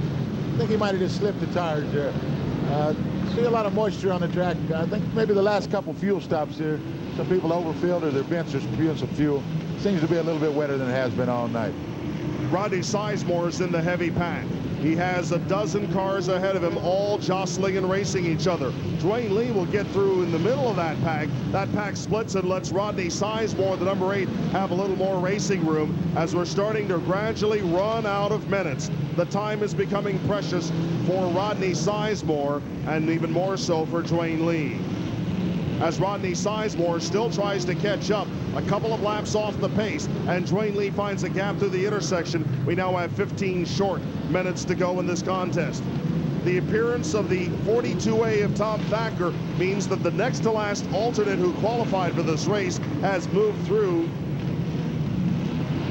and we have seen almost 80 cars with a chance to run. Mike St. John had the roof panel peel off his car. He's running a convertible out there, but again, that roof panel doesn't make the car go fast or slow.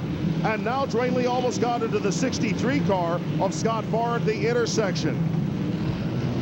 Mike St. John continues to race the convertible around the racetrack. Occasionally on the high bank cars, the guys will actually deliberately peel the roofs off those cars so they can see around the banks, because running a bank track is more like running constantly uphill than here at the Indianapolis Speedrome. It's more like street driving with the gentle banks of these tracks. They're black flagging the 51 car for the roof panel being loose. He's going to have to take it in the pits, take it all the way off, repair it, do something. The 51 car has been black flagged. As we see the 08 car spinning out of number 4, I think we should correct ourselves with the identity of that black flag. It's not so much 5-1 as it is 5, and that's a sign that they're black flagging Dave Bazzi's car. And now we also know that Eddie Deal makes another pit stop. So the black flag is not for St. John as it is for Bazzi in 5. I stand corrected. Bazzi the 5. Watch out, almost a crossover crash as Mike St. John had to avoid the 75 of Pearson and the number 63 car of Scott Farr. Now trouble for the number 08 car. That machine is running into trouble, and he's got some sort of suspension problem on the 08 circulating around the racetrack, and he will try to get that machine off the track and make some further repairs. He won't need the black flag. He'll pull right off the racetrack. 13 minutes left to go in this race. Rodney Sizemore is about a half lap ahead of the number 1 of Dwayne Lee. Now trouble at the crossover. That's the number 75 car of Dan Pearson and the number 77 of Henry McDougal. Henry McDougal, who just came on the racetrack, the 56th alternate, runs into another alternate. Pearson pulls away in the number 75, and McDougal in the number 77 stands there. Let's see if he can get that car to run. In fact, Pearson for a moment was going the wrong way. McDougal's number 77A has not moved. Let's see if everybody avoids him. Dwayne Lee goes way to one side, finds an opening, and we go to yellow because McDougal stalled number 77. Car probably hadn't been warmed up properly yet tonight. That's the first time I've seen him on the racetrack. Makes a couple laps, and we got a caution right at the end of the national championship. An unlucky lap number, an unlucky 13 minutes left to go for McDougal. Now 12 minutes left to go in this contest. And Dwayne Lee finds himself almost hung out there and had to wait for a whole bunch of folks to go around as he comes in behind the pace vehicle. And it looks as if Curtis Murphy has stalled the number 66 again.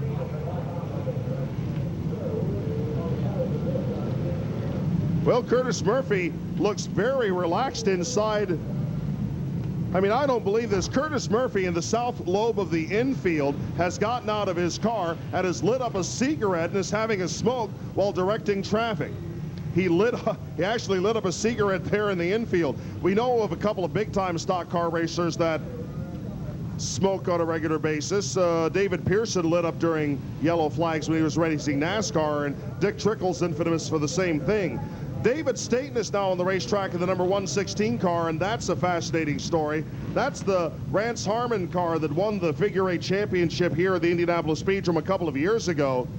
You and I were standing out of the parking lot waiting for our pre-race meal when we saw them pull this car up after all the qualifying had been finished. Actually, this car, if it was in good shape, the number 116, could be a contender here, but I'm not sure that car is in contending shape right now. If I'm not mistaken, he's just now pulled onto the race course here this late in the race, 15 minutes ago or what have you.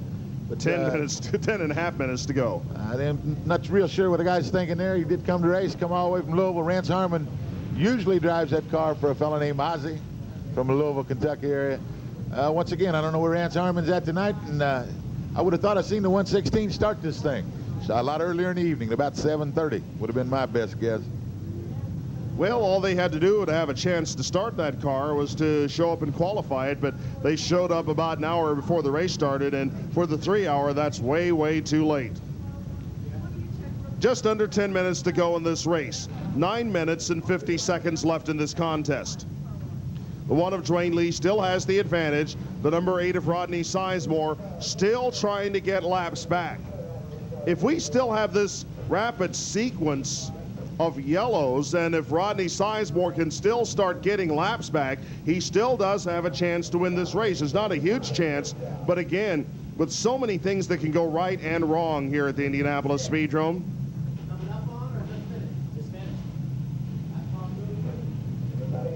So many things that can happen in this one as we get set for the conclusion of this contest. As we get set for the restart, the unofficial top 10. The number 1 of Dwayne Lee runs first. The number 8 of Rodney Sizemore runs second. Coming back onto the track after a pit stop, the number 27 of Eddie Deal is third. Fourth place is still the number 4 Bill Tunney Jr. Fifth place is the 51 of Mike St. John. Sixth place, and still out there smoking, is Jerry Whitten in the number 2.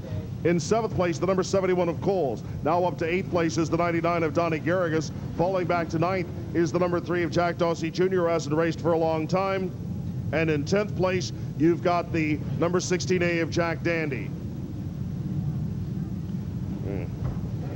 Paging Andy Trout to the main concession stand. Andy Trout to the main concession stand, please. This is supposed to be an emergency. Andy Trout to the main concession stand.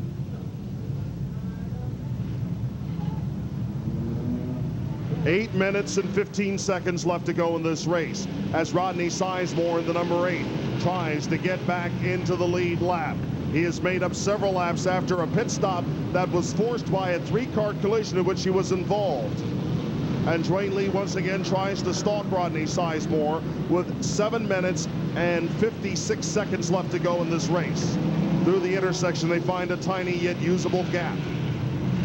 Dwayne Lee, the number 1, continues to stalk with a tremendous amount of determination, the number 1 of Dwayne Lee.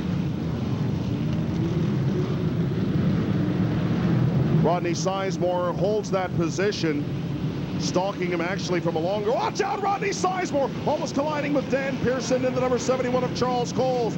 And that puts Dwayne Lee back another lap ahead of Rodney Sizemore. Rodney will now stay on the attack as Rodney once again almost pushed it beyond the limits. 7 minutes and 15 seconds left to go in this contest as David Staten makes a couple of laps of the 116 and parks it on the backstretch. Sizemore and Lee side by side. Sizemore goes through. Sizemore gets that lap back away from Dwayne Lee. But again, if Lee knows that all he does is keep Sizemore in his sights, he wins the World Championship. Now we see Charles Graham backing up in the number 82. Where is he going? There's heavy traffic stalled. We saw Rodney Sizemore run into the back of the Ken Algren car, and Rodney falls another lap behind the car of Dwayne Lee. And once again, Rodney Sizemore guesses and guesses wrong. If Rodney Sizemore's made bad moves, that had to be the worst one of the night. He's just pushing a little bit too hard. If it's there, it's there, and if it's not, you can't make it happen. Like I say, I admire his aggressiveness, but you can't shove 2 pounds of it in a 1 pound sack. Crash of the crossover between the number 27 X of Roger Edwards, and now the Dan Pearson car clips the number 4 Bill Tunney Jr. and almost Rodney Sizemore and Doug Gregg together, as we saw in the middle of all that collision with the number 27 of Roger Edwards and the number 16. And now a crash in number 1 between the number 82 of Charles Graham and the second car, which I believe is the number 42A of Tom Thacker.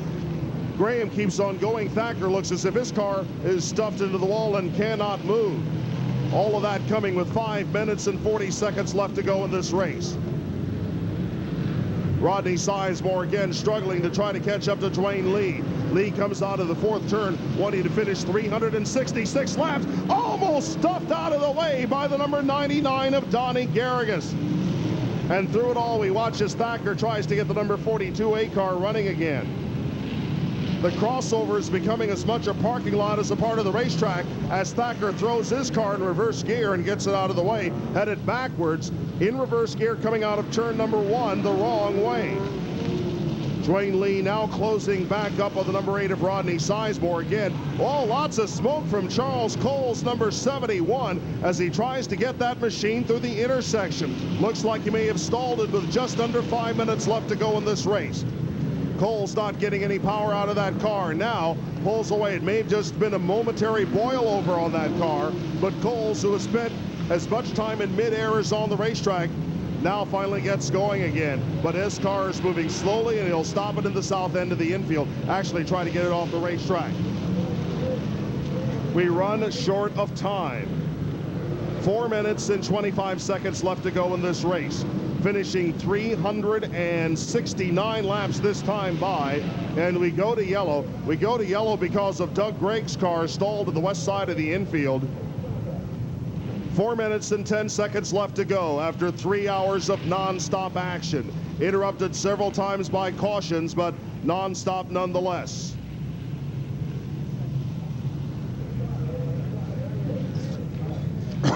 Three minutes and 55 seconds left to go. We stand under caution as we push the number 33 car of Doug Gregg out of the way.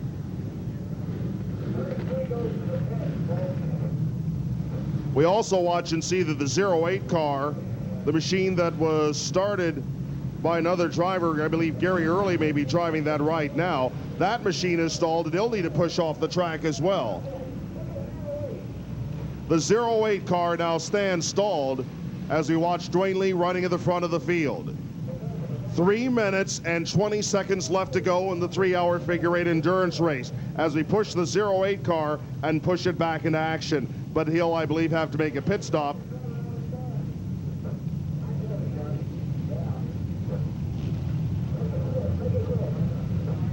And now, running short of time, under yellow, 3 minutes left to go in the 3-hour figure 8 endurance race of the Indianapolis Speedrome.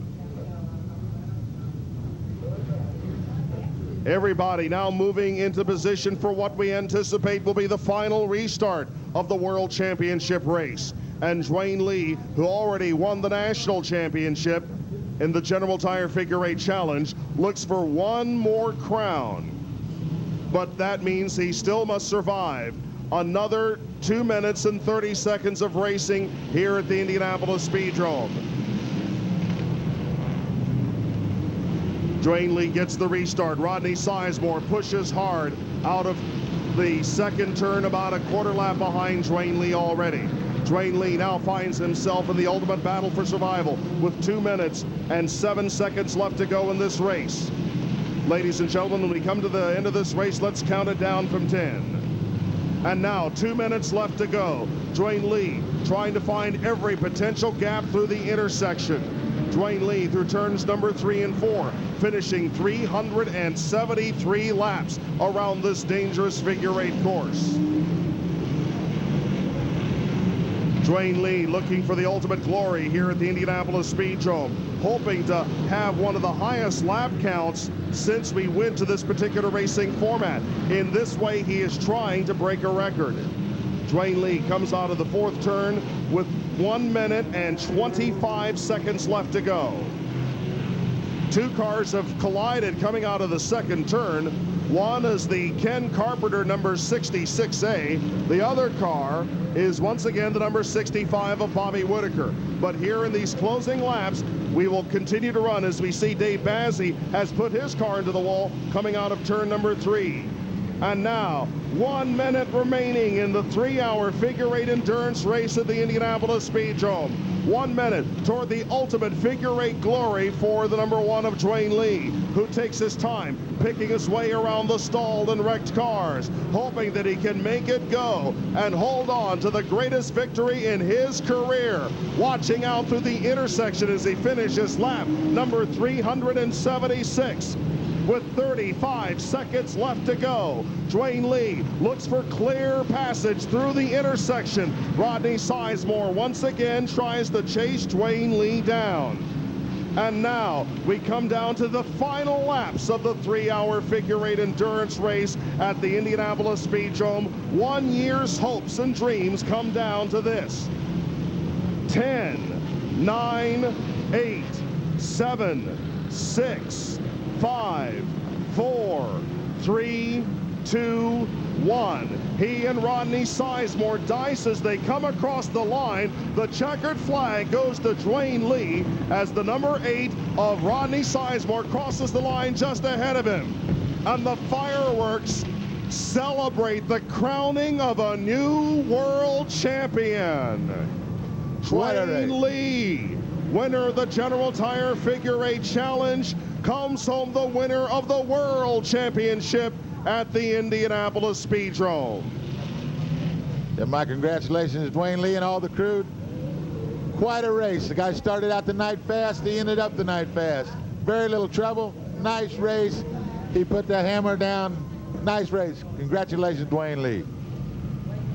Dwayne Lee so many times has come here to the Indianapolis Speedrome to race in this 3-hour figure eight endurance challenge and gone home a disappointed man. We remember once when he was running up in the front of the field and ran into the back of another car, and that broke his suspension and put him out of the race. Now in 1992, this second generation driver, the son of a member of the Indianapolis Speedrome Hall of Fame, has come home in a victory spin to win the 3-hour figure eight endurance championship.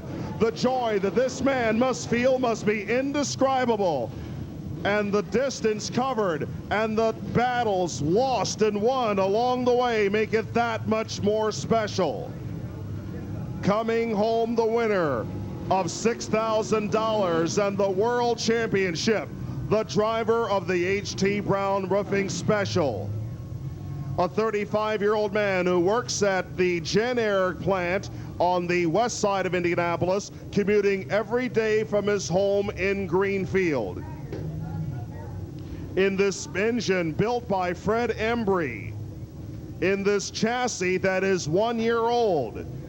It was old cars that dominated the 3-hour figure eight endurance race.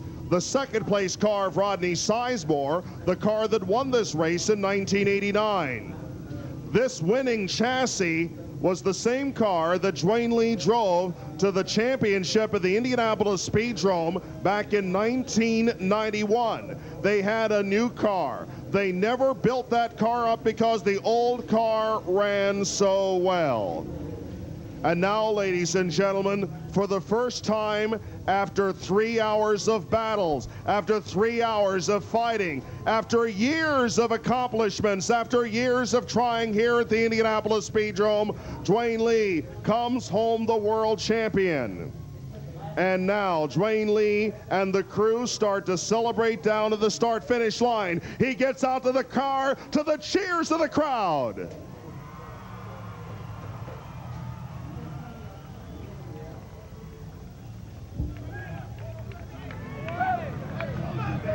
And Al Stilley, the Indianapolis Speedrome News Director, will have the new world champion in his sights. Well, the celebration is beginning. The celebration is beginning as we congratulate Dwayne Lee, the 8th different winner of the World 3-Hour Figure 8 Championship.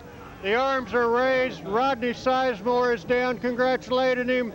He's been congratulated by Danny Turner.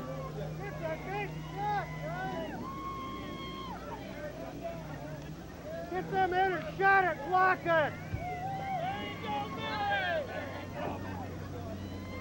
Dwayne Lee is the new winner of our 16th annual 3-hour figure 8 race. A big kiss from his wife, and the victory celebration begins. Hey,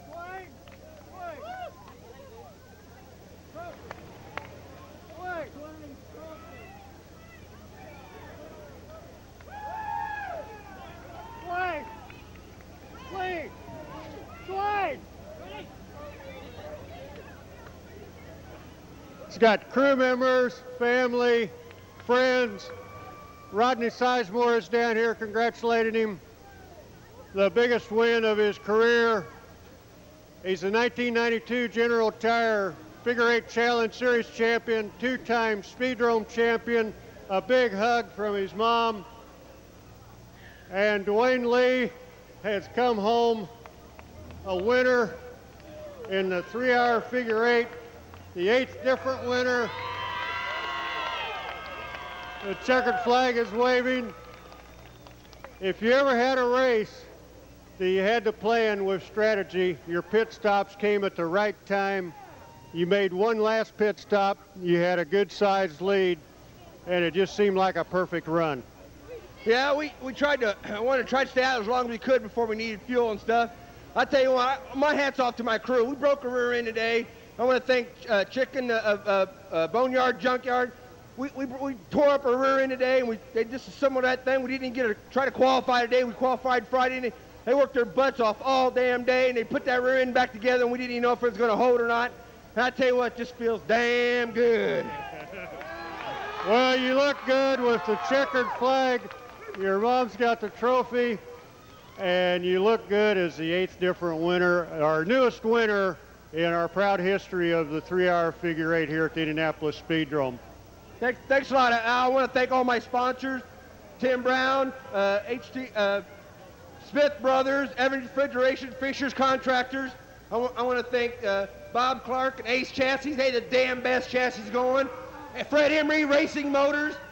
If you don't have a Fred Emery, you're not in a winner's circle. You know, what can I say? Well, that's where you're at tonight, and you'll be there for a while as we finish up our 3-hour Figure 8 race here at the Indianapolis Speedrome.